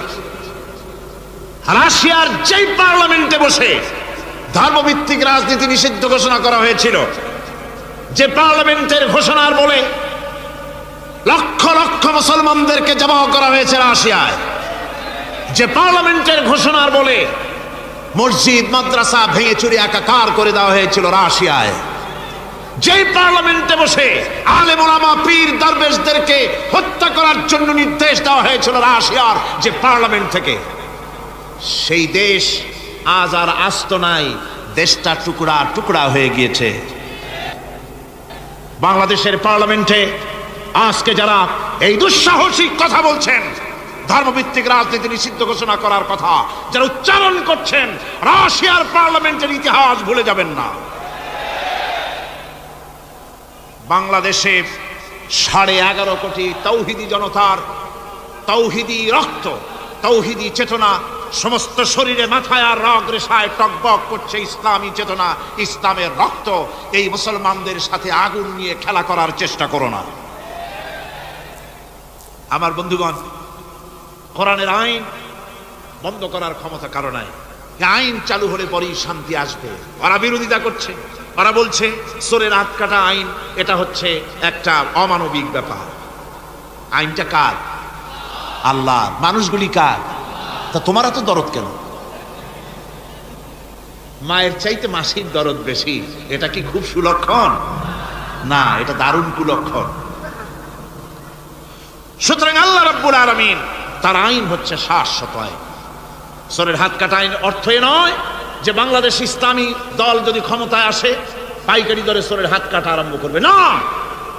ততক্ষণ পর্যন্ত আইন চালু হবে না যতক্ষণ পর্যন্ত সমস্ত মানুষ তাদের কর্মসংস্থান না হবে, খাবার না পাবে, চাকরি বাকরি না হবে, খেয়ে পরে খাওয়া পড়া শিক্ষা চিকিৎসা বাসস্থান সবটার গ্যারান্টি মিলবে, তারপরে আইন চালু হবে, এর আগে নয়। আল্লাহ রাব্বুল আলামিন ফৌজদারি দণ্ডবিধির আওতার ভিতরে চোরের কি শাস্তি হবে তা বললেন, নরহত্যার শাস্তি কি হবে তাও আল্লাহ পাক এখানে বলছেন, ইয়া আইয়ুহাল্লাযীনা আমানু কুতিবা আলাইকুমুল কিসাসু ফিল কাতলা। আল্লাহ পাক বলেন তোমাদের প্রতি নরহত্যার শাস্তি স্বরূপ কিসাস নির্দিষ্ট করা হয়েছে, অর্থাৎ হত্যার বদলে হত্যা করা। একজন মানুষ আর একজন মানুষকে হত্যা করেছে, কোরআনের আইন হচ্ছে ওকেও হত্যা করে। কি সুন্দর আইন, সুবহানাল্লাহ পড়েন। তাহলে কি হবে? রেডিও টেলিভিশনে পত্র পত্রিকার মাধ্যমে যদি খবর ছড়ানো হয় যে হত্যাকারীর বিচার হবে কোরআনের আইন অনুযায়ী, প্রকাশ্য রাজপথে হত্যাকারীকে তাকেও যদি হত্যা করে দেওয়া হয়, এই দৃশ্য উপস্থিত জনতা যত দেখবে, পত্র পত্রিকায় খবর পাবে, টেলিভিশনের পর্দায় দেখতে পাবে, যারা দেখলো এই সব লক্ষ লক্ষ জনতার ভেতরে মানুষ হত্যা করার দুঃসাহস আর আসবে? আল্লাহ পাক বলছেন এটা হচ্ছে মানুষের কিসাস, এর মধ্যে রয়েছে মানুষের জীবন। এরপরে নরহত্যার শাস্তি আল্লাহ পাক এভাবে কোরআনে কারীমের মধ্যে বললেন। জিনার শাস্তি, আয-যানিয়াতু ওয়াজ-যানি ফাজলিদু কুল্লা ওয়াহিদিন মিনহুমা মিআতা জালদা। আল্লাহ রাব্বুল আলামিন বলেন জিনাকারিনী পুরুষ, জিনাকারিনী নারী আর জিনাকারা পুরুষ, তাদের শাস্তি হচ্ছে উভয়কে 100 করে দৌড়া মারা, প্রাণদণ্ড দিয়ে দেওয়া। এই শাস্তি যদি হয় জিনা বন্ধ হয়ে যাবে, বিবাহ সহজ হবে। ইসলামী রাষ্ট্র হলে পরে জিনা করা কঠিন হবে, বিবাহ করা সহজ হয়ে যাবে। এটা হচ্ছে কোরআনের আইনের সুন্দর বিধান। জিনার শাস্তি, চোরের শাস্তি, নরহত্যার শাস্তি জুডিশিয়াল লয়ের আওতায়।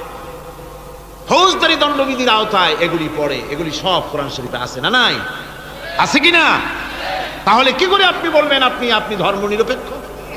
আপনি শুধু ধর্ম আপনার ব্যক্তিগত ব্যাপার আর রাজনীতি একটা আলাদা ব্যাপার। এবারে আল্লাহ রাব্বুল আলামিন মদ পান সম্পর্কে, যারা মদ পান করবে, জুয়া খেলবে যারা, তাদের সম্পর্কে মদ্যপায়ীদের ব্যাপারে আল্লাহ পাক বলছেন ইন্নামাল খামরু ওয়াল মাইসিরু ওয়াল আনসাবু ওয়াল আজলামু রিজসুম মিন আমালিশ শাইতানি ফাজতানিবুহু। আল্লাহ পাক বলেন নিঃসন্দেহে মদ, জুয়া এবং পাশা এ সমস্ত খেলাকে, এই সমস্ত জিনিসকে নাপাক ঘোষণা করা হয়েছে। এগুলি সব হতেছে শয়তান কর্তৃক উদ্ভাবিত নোংরা কাজ। এগুলি শয়তানের কাজ। মদ আর জুয়া কার কাজ? জোরে বলেন কার কাজ? শয়তানের কাজ। সুতরাং ফাজতানিবুহু, এর থেকে তোমরা ফিরে থাকো। আল্লাহ বলছেন মদ এবং জুয়া মানুষকে আল্লাহর জিকির থেকে ফিরায় রাখে। ফাহাল আনতুম মুনতাহুন, এগুলি শোনার পরেও কি তোমরা এর থেকে ফিরে থাকবে না? এবার আল্লাহ রাব্বুল আলামিন ওজনে কম দেওয়া সম্পর্কে বলছেন। যারা ব্যবসায়ী, অনেক ব্যবসায়ী আছে, ব্যবসা করতে গিয়ে ধর্ম ব্যক্তিগত ব্যাপার, ব্যবসার মধ্যে ধর্ম নিতে চাই না। কয় যে ধর্ম দারুণ পবিত্র জিনিস, এত পবিত্র, শুধু মসজিদে থাকবে, শুধু মাদ্রাসায় থাকবে, আমার জীবনের বিস্তীর্ণ অঙ্গনে ধর্ম ঢুকতে পারবে না। তার মানে ভাবখানা এই, আল্লাহ এবং রসুলকে বলে দেওয়া হচ্ছে হে আল্লাহ, হে রসুল, তোমাদের উপরে 144 জারি করে দিলাম, শুধু মসজিদে আর খানকায় থাকো, মাদ্রাসায় থাকো, আমাদের জীবনের বিস্তীর্ণ অঙ্গনে তোমাদের কোনো প্রবেশের অধিকার নাই। জোরে কর নাউজুবিল্লাহ। আল্লাহ পাক মানুষের জীবনের সকল ক্ষেত্রে আইন চলবে আল্লাহ। ইনিল হুকমু ইল্লা লিল্লাহ, আইন চলবে কার? ওই আল্লাহ রাব্বুল আলামিন বলেন ওজনে কম দিও না। ওয়াউফুল কাইলা ইযা কিলতুম ওয়াজনু বিল কিসতাসিল মুস্তাকিম। মেপে যখন কোনো জিনিস দিবে পরিমাপে কম দিবে না, ওজন করে যখন দিবে ওজনেও কম দিবে না। আল্লাহ পাক কোরআনে কারীমের মধ্যে সুন্দর করে সব কথা বলে দিলেন। ওজনে কম করো না, পরিমাপে কম করো না, সঠিকভাবে এটাকে দিও। এতিমের মাল সম্পর্কে কোরআন বলছে ওয়ালা তাকরাবু মালাল ইয়াতীমি ইল্লা বিল্লাতী হিয়া আহসান। এতিমের মাল ভক্ষণ করা তো দূরের কথা, এর নিকটবর্তী হয় না। তবে হ্যাঁ, এতিম বয়সপ্রাপ্ত হওয়া পর্যন্ত যদি আমানত রাখো সেটা ভিন্ন কথা, কিন্তু এতিমের মালকে ভক্ষণ করো না অবৈধভাবে। এতিমের মালের সুরক্ষার জন্য আল্লাহ পাক বলে দিলেন। অশ্লীলতা সম্পর্কে, আজকে সমাজে অশ্লীলতা চলছে, বেহায়ামি, নগ্নতা চলছে, এ সম্পর্কে আল্লাহ পাক বলছেন কুল ইন্নামা হারামা রাব্বিয়াল ফাওয়াহিশা মা যাহারা মিনহা ওয়া মা বাতান। আল্লাহ পাক বলেন হে নবী, আপনি বলে দেন আমার প্রভু নিঃসন্দেহে প্রকাশ্য এবং অপ্রকাশ্য সব রকমের নির্লজ্জতা এবং পাপাচারকে নিষিদ্ধ ঘোষণা করেছেন, হারাম করে দিয়েছেন। প্রকাশ্য এবং অপ্রকাশ্য সব রকমের পাপাচারকে, নির্লজ্জতাকে আল্লাহ পাক নিষেধ করেছেন। আজকে আমাদের দেশের টেলিভিশনে যে সমস্ত নির্লজ্জ বিজ্ঞাপন দেওয়া হয়, নারীর দেহের যে সৌন্দর্য প্রদর্শনী করা হয়, এ কি কোনো মুসলমান দেশের করা উচিত? কোন মুসলমানদের জন্য এটা কি বৈধ? আজ নির্লজ্জতা, বেহায়ামি ছড়িয়ে পড়ছে চতুর্দিকে। আল্লাহ পাক নিষেধ করছেন, হারাম করে দিয়েছেন। প্রকাশ্য অপ্রকাশ্য সব রকমের নির্লজ্জতা আল্লাহ পাক হারাম করেছেন। সুদ সম্পর্কে আল্লাহ পাক বলছেন ওয়াহাল্লাল্লাহুল বাইআ ওয়া হারামার রিবা। আল্লাহ পাক বলেন আমি সুদকে হারাম করেছি আর ব্যবসাকে করেছি হালাল। ব্যবসা করো, ব্যবসার মধ্যে বরকত আসবে। সুদ নিও না, সুদ দিও না। আজকে সুদের প্রচলন চলছে। আল্লাহর আইন না থাকার কারণে এমন একটা জঘন্য ধরনের অপরাধ আমার জাতি করছে। সুদের মতো নিকৃষ্ট পাপের সাথে গোটা জাতি জড়ায় গেছে, ঠিক কিনা কর? সুদ খাওয়া এবং দেওয়া কি? জোরে বলেন কি? এই সুদের মধ্যে রয়েছে 70টি গুনাহ। তার ছোট্ট গুনাহ হলো নিজের মাকে নেকাহ করা। জোরে কর নাউজুবিল্লাহ। এই মারাত্মক গুনাহ গোটা জাতি জড়িয়ে আছে। এই জন্যে আলহামদুলিল্লাহ, আল্লাহ শুকর আদায় করি যে এখন বাংলাদেশে ইসলামী ব্যাংক চালু হয়েছে। সুদমুক্ত ইসলামী ব্যাংকিং বাংলাদেশে চালু হয়েছে, কোন আলহামদুলিল্লাহ। এতদিন সুদী ব্যাংকে লেনদেন করেছেন, তার না হয় একটা জবাব দিতে পারবেন কিয়ামতের দিন যে আল্লাহ সুদমুক্ত ব্যাংক ছিল না, করবোটা কি? এই টাকা পয়সা নিয়ে বিপদে পড়ে গেছিলাম, চোরে নেবে, ডাকাতে নেবে, জীবন যাবে, তাই সুদী ব্যাংকে পয়সা রাখছিলাম। হয়তো একটা জবাব খোড়া অজুহাত খাড়া করতে হয়তো বা পারবেন, কিন্তু সুদমুক্ত ব্যাংক চালু হওয়ার পর সুদী ব্যাংকের সাথে যারা লেনদেন করছেন আর নামাজ রোজাও করছেন, কি জবাব দেবেন কোন কিয়ামতে? নামাজে রক্ত হয়ে গেছে, উজুর পানি নাই, কি করবেন? নামাজ ছেড়ে দেবেন? কি করবেন? তায়াম্মুম করবেন। তায়াম্মুম করে নামাজের মুসাল্লায় দাঁড়িয়ে গেছেন, এমন সময় উজুর পানির খবর এসে গেছে, কি হবে? তায়াম্মুম থাকবে না, ছুটে যাবে।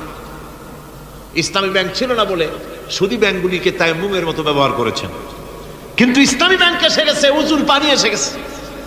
এখন যদি সুদী ব্যাংকের সঙ্গে লেনদেন চালু রাখেন, মনে রাখবেন অবশ্যই কিয়ামতের দিন আল্লাহর দরবারে আসামির কাঠ গড়ায় দাঁড়াতে হবে। সুদের টাকা দিয়া গার্মেন্টস ফ্যাক্টরি করা হচ্ছে, উদ্বোধনের দিনে মৌলভী সাহেব, তাও পাওয়া যায়, অসুবিধা হয় না। মিলাদের দাওয়াত হয়েছে, কোনটাকে দিয়ে বানাইছে তা জানার দরকার কি, কিছু পয়সা তো হবে। মিলাদ পড়তে গেলেন, কোরআন তেলাওয়াত করলেন, দোয়া করলেন, বরকতের জন্য দোয়া করলেন। কোন জায়গায় বসে তেলাওয়াত করলেন আপনি? কার নামে দরুদ পড়লেন? কোন জায়গায় পড়লেন যে সুদের টাকা দিয়ে ঘরটা তৈরি হলো, আল্লাহর সাথে বাগাওয়াত করা হলো? আবার সেখানে সাইনবোর্ড লাগায়, হাযা মিন ফাদলি রাব্বি, এটা আমার প্রভুর অনুগ্রহ। নাউযুবিল্লাহ, প্রভুর অনুগ্রহ সুদের টাকা দিয়ে ঘর বানানো। কবি বলছেন, ये इमारत बनी है सूद से आए मेरे मुरब्बी, ये इमारत बनी है सूद से आए मेरे मुरब्बी, और उस पे लिखा है हादा मिन फضل रब्बी। এই বিল্ডিং তৈরি হয়েছে সুদের টাকা দিয়ে। আর কি ভাগ্যের বিড়ম্বনা, কি পরিহাস! সেই সুদের টাকার বিল্ডিং এর উপরে লেখা হচ্ছে হাযা মিন ফাদলি রাব্বি, এটা আমার আল্লাহর অনুগ্রহ। নাউযুবিল্লাহি মিন যালিক। কোরআন তেলাওয়াত করে উদ্বোধন করা হচ্ছে, দরুদ পড়ে উদ্বোধন করা হচ্ছে না, আল্লাহর সাথে বাগাওয়াত করা হচ্ছে।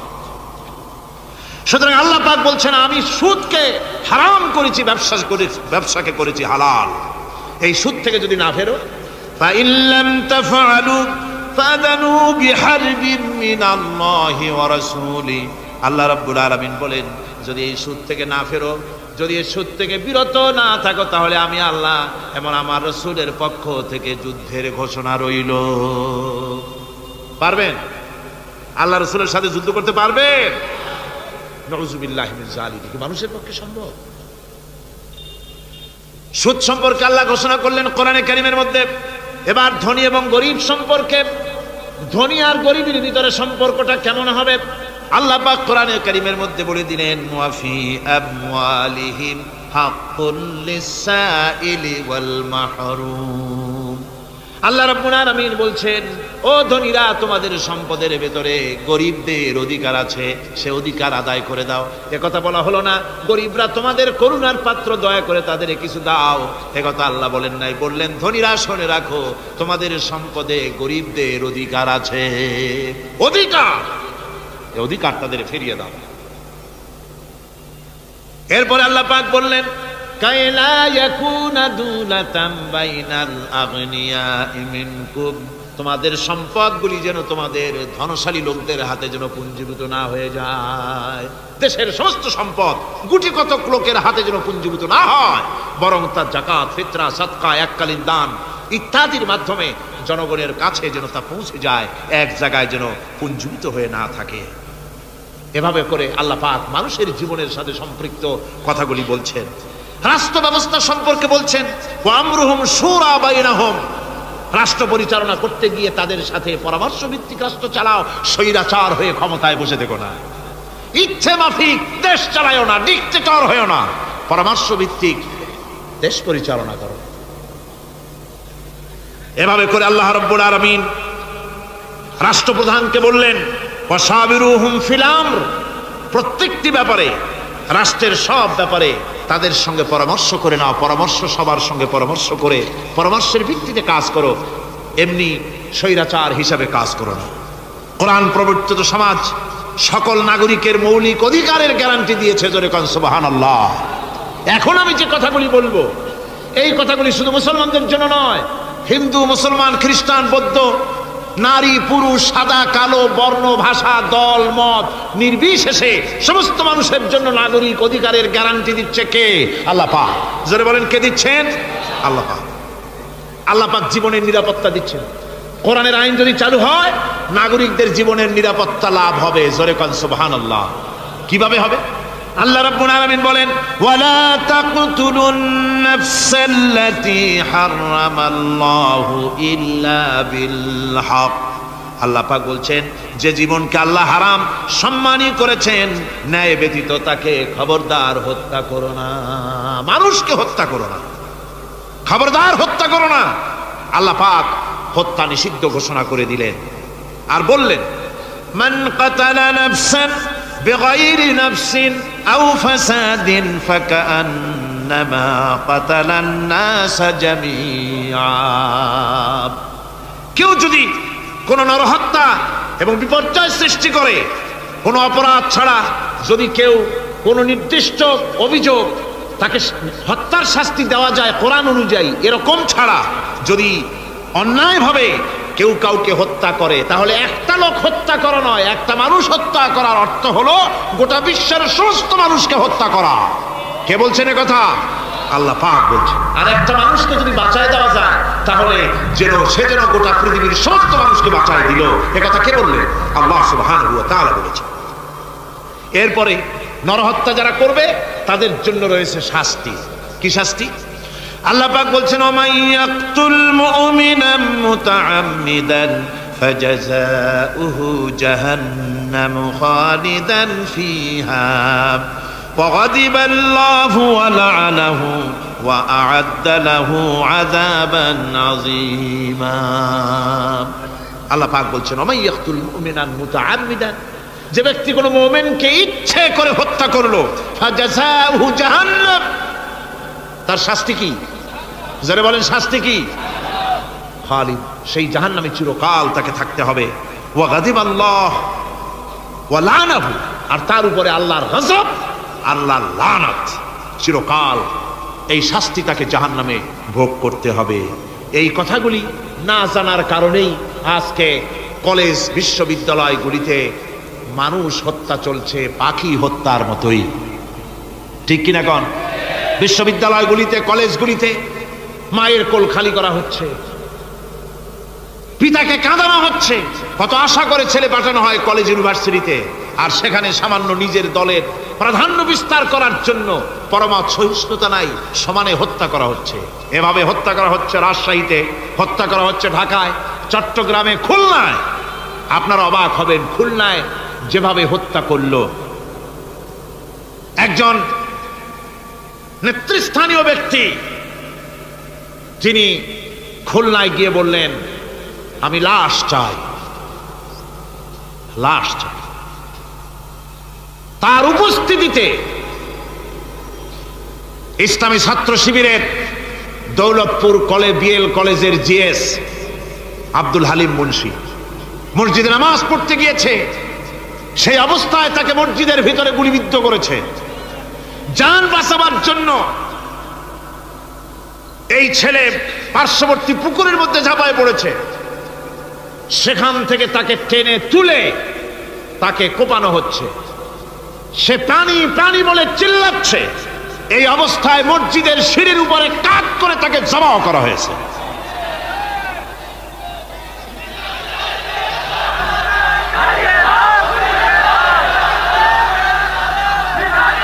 এরপরে খুলনা আলিয়া মাদ্রাসার ছাত্র, এতিম ছাত্র, দুপুর বেলায় খানা খেতে বসেছে। সেই খানা খাওয়া অবস্থায় তাকে গুলি করে ছোরা দিয়ে কুপিয়ে কুপিয়ে তাকে দুনিয়া থেকে বিদায় করা হয়েছে। এভাবে প্রত্যেকটি প্রতিটি শিক্ষাঙ্গনে এভাবে মানুষকে মারা হচ্ছে, ছাত্রদেরকে মারা হচ্ছে। যারা মারছে, আমি তাদের উদ্দেশ্যে বলতে চাই, যারা তোমরা মানুষ হত্যা করতেছো, পাখির মতো শিকার করতেছো, মনে রেখো আল্লাহর বিচার দু রকমের হয়। একটা হয় দুনিয়ায়, আর একটা হয় আখিরাতে। দুনিয়ায় তুমি যার সন্তানকে হত্যা করেছো, যার সন্তানকে হত্যা করে যার মা বাপকে কাঁদায়েছো, দুনিয়ার শাস্তিটা এভাবে আল্লাহ তোমাকে দিবেন, তুমিও নিহত হবে। তুমি যাকে হত্যা করেছিলে তার মা বাপ যেমন কেঁদেছে, তোমার মা বাপও তেমন কাঁদবে। তুমি যদি কাউকে হত্যা করে তার স্ত্রীকে বিধবা করে থাকো, তোমাকেও আল্লাহ হত্যা করাবেন এবং তোমার স্ত্রীও বিধবা হবে। তুমি যদি কাউকে হত্যা করে তার সন্তানকে এতিম বানায় থাকো, অবশ্যই তুমিও নিহত হবে, নিহত হবে, আর তোমার সন্তানেরা এতিম হয়ে কাঁদবে, ভিক্ষাও মিলবে না, আল্লাহ এমন করে ছাড়বে। অন্যদেরকে তুমি যদি একটা গুলি করে কারো বুককে ঝাঁঝরা করে থাকো, অসংখ্য গুলি তোমার বুকটাকে ঝাঁঝরা করবে। আল্লাহর কসম, যেভাবে মানুষ মেরেছো এইভাবে এর থেকে নৃশংসভাবে তুমিও মরবে, কোনো সন্দেহ না। আল্লাহর এই বিচার হবে। সুতরাং আল্লাহর এই বিচারের কথা কোরআন থেকে যারা জানে তারা সন্ত্রাস করে না। এই জন্য কলেজ বিশ্ববিদ্যালয় সমূহে সন্ত্রাস হয়, মাদ্রাসাগুলিতে সন্ত্রাস হয় না বললেই চলে। কথা কি ঠিক বললাম না বাড়ায় বললাম? সন্ত্রাসের কারণে টাইটেল মাদ্রাসা বন্ধ হয়েছে কয়টা বাংলাদেশে? ফাজেল মাদ্রাসা কয়টা? দাখিল কয়টা? ইল্লা মাশাআল্লাহ দুই একটা হতে পারে কোথাও, কিন্তু তা হয় না। কারণ মাদ্রাসায় এই সব কথা পড়ানো হয় যা আমি বললাম। কোরআন থেকে যে কথাগুলি বললাম এগুলি কোথায় পড়ানো হয়? আজকে যদি কলেজ বিশ্ববিদ্যালয় সমূহে কোরআন পড়ানো হতো, তাফসীর পড়ানো হতো, তাহলে বিশ্ববিদ্যালয় থেকে রবীন্দ্রনাথ আর সূর্য সেনের পা চাটা উলামেরা বের হতো না, শহীদ তিতুমির বেরিয়ে আসতো, টিপু সুলতান বেরিয়ে আসতো, সালাউদ্দিন আইয়ুবী বেরিয়ে আসতো। দুর্ভাগ্যজনক আজ কলেজ বিশ্ববিদ্যালয়গুলিতে আল্লাহর কোরআন পড়ানো হয় না বলে আমাদের পাঠানো সোনার টুকরা ছেলেগুলি কয়লার টুকরা হয়ে ফিরে আসতেছে। বন্ধুগণ, জীবনের নিরাপত্তা দিচ্ছেন আল্লাহ পাক। কোরআনের আইন চালু হলে মানুষকে হত্যা করা হবে না, কেউ কাউকে মারতে পারবে না, মারলে তাকেও নিহত হত্যা করা অবশ্যই হবে। সম্পদের নিরাপত্তা দিচ্ছেন আল্লাহ, গ্যারান্টি। হিন্দু হোক মুসলমান হোক সকলের সম্পদের গ্যারান্টি মিলবে, কেউ কারো সম্পদকে হরণ করবে না, গসব করবে না। কোরআন বলছে ওয়ালা তাকুলু আমওয়ালাকুম বাইনাকুম বিল বাতিল, পরস্পরের সম্পদকে অবৈধভাবে ভক্ষণ করো না। সম্মানের নিরাপত্তা হচ্ছে ইসলামী সমাজ চালু হয়ে গেলে আল্লাহ রাব্বুল আলামিন সম্মানের নিরাপত্তা দিবেন প্রত্যেক নাগরিকের। আল্লাহ পাক বলছেন ইয়া আইয়ুহাল্লাযীনা আমানু লা ইয়াসখার কওমুম মিন কওমিন, হে বিশ্বাসীরা তোমরা এক গোত্র আর এক গোত্রকে ঠাট্টা করো না। চাষিরা তাঁতিদেরকে গালি দিও না, তাঁতিরা চাষিদেরকে জেলেদেরকে গালি দিও না। এক গোত্র আর এক গোত্রকে ঠাট্টা করো না, বিদ্রুপ করো না। ওয়ালা তালমিজু আনফুসাকুম ওয়ালা তানাবাজু বিল আলকাব, একে অপরের দোষ গেয়ে বেরিও না, একে অপরকে খারাপ নামে ডেকো না, একে অপরের কুৎসা রটনা করো না। আল্লাহ নিষেধ করেছেন। ইসলামী সমাজ হলে পরে মানুষ সব দিক থেকেই নিরাপত্তা পাবে, গ্যারান্টি পাবে, ব্যক্তি স্বাতন্ত্র্যের প্রাইভেসির নিরাপত্তা পাবে। কারো ঘরের মধ্যে কেউ হঠাৎ করে ঢুকবে না, অর্ডার নিয়ে ঢুকতে হবে, পারমিশন নিয়ে ঢুকতে হবে। আল্লাহ পাক বলেছেন লা তাদখুলু বুয়ুতান গায়রা বুয়ুতিকুম হাত্তা তাস্তানিসু ওয়া তুসাল্লিমু আলা আহলিহা, অন্যের ঘরের মধ্যে পারমিশন ব্যতি রেখে প্রবেশ করো না। আগে সালাম দাও, পারমিশন নাও, তারপরে ঢোকো। যদি জবাব না আসে চলে যাও, বেরিয়ে যাও, এটা তোমার জন্য কল্যাণকর হবে। তারপরে ইচ্ছে মতো ধর্ম পালনের নিরাপত্তা পাওয়া যাবে ইসলামী সমাজে। কাউকে বাধ্য করা হবে না ইসলাম কবুল করার জন্য বা অন্য ধর্ম কবুল করার জন্য কাউকে বাধ্য করা হবে না। কোরআনে কারীম বলছে লা ইকরাহা ফিদ্দিন, ধর্মের ব্যাপারে কোনো বাড়াবাড়ি করা যাবে না, কারো উপরে কোনো ধর্মমত চাপিয়ে দেওয়া যাবে না। যার ইচ্ছে তার ইচ্ছে মতো স্বাধীনভাবে তার ধর্মকর্ম পালন সে করতে পারবে। এই ধর্ম পালনের কথা বলতে এসে আমার মনে পড়লো এবছরের হিন্দুদের দুর্গা পূজার কথা। আপনারা বলতে পারেন যে কি এর মধ্যে কি ঢুকাই দিলেন? ঠিকই ঢুকাইছে। আমি বুঝি না যে কেমন ধর্ম, আপনারা আমারে কন। দেশের প্রধান বিরোধী দল তারা যদি বলে যে আমাদের এই দাবি যদি সরকার না মানে তাহলে 1 বছরের ভেতরে আমার দলে যত লোক আছো কেউ জুমার নামাজ পড়বা না, তাহলে তাদের দলের লোকেরা তা কি মানবে? মানবে? বিএনপি যদি বলে, সরকারে যারা আছে, যে আমাদের এই সমস্ত কথা যদি বিরোধী দল না মানে, তাহলে আমার দলের কোনো লোক ঈদের নামাজ পড়বে না। শুনবে কেউ? শুনবে না। আমার ভাইরা, কোরআনে কারীমের আলোচনা শেষ দিকে এসেছে। আমরা মুনাজাত করব এখন। মুনাজাতের জন্য দাঁড়ানো ভাইয়েরা এক মুহূর্তে বসে পড়ুন। আজকে আপনাদের জন্য দারুণ সুখবর আছে। আজ কোরআনে কারীমের আলোচনা শুনে, কোরআনে কারীমের প্রতি মুগ্ধ হয়ে, ইসলামের আদর্শে উদ্বুদ্ধ হয়ে 5 জন অমুসলিম ভাই ইসলাম কবুল করতে এসেছে।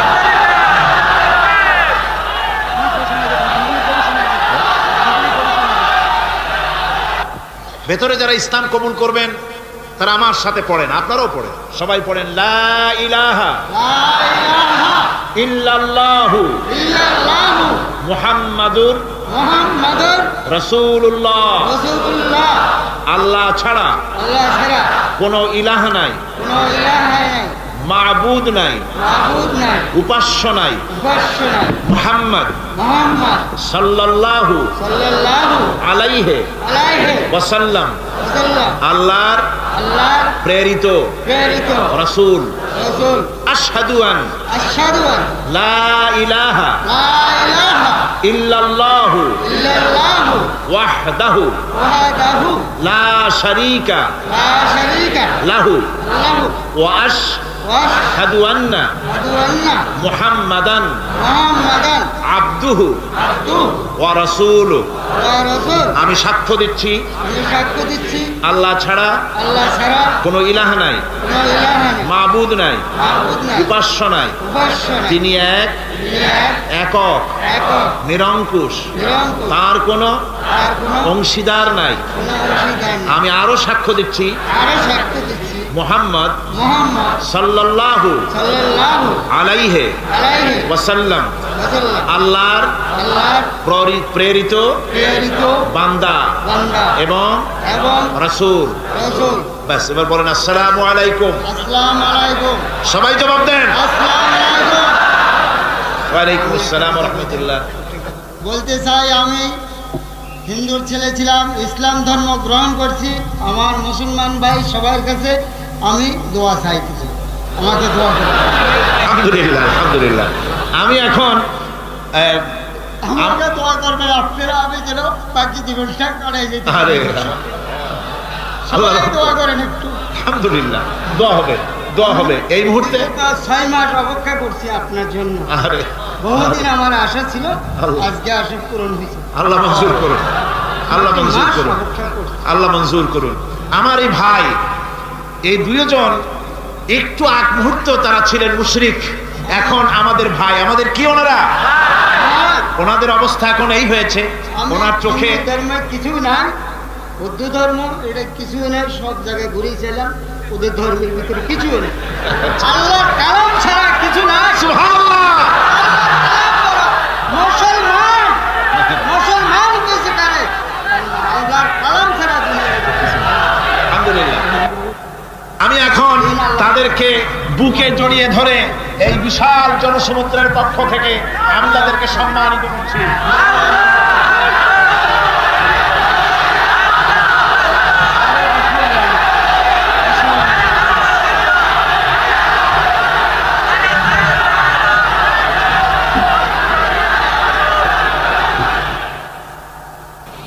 আমরা মুনাজাত করব, আল্লাহর কাছে দোয়া করব। আল্লাহুম্মা আমিন। ربنا ظلمنا أنفسنا وإن لم تغفر لنا وترحمنا لنكونن من الخاسرين.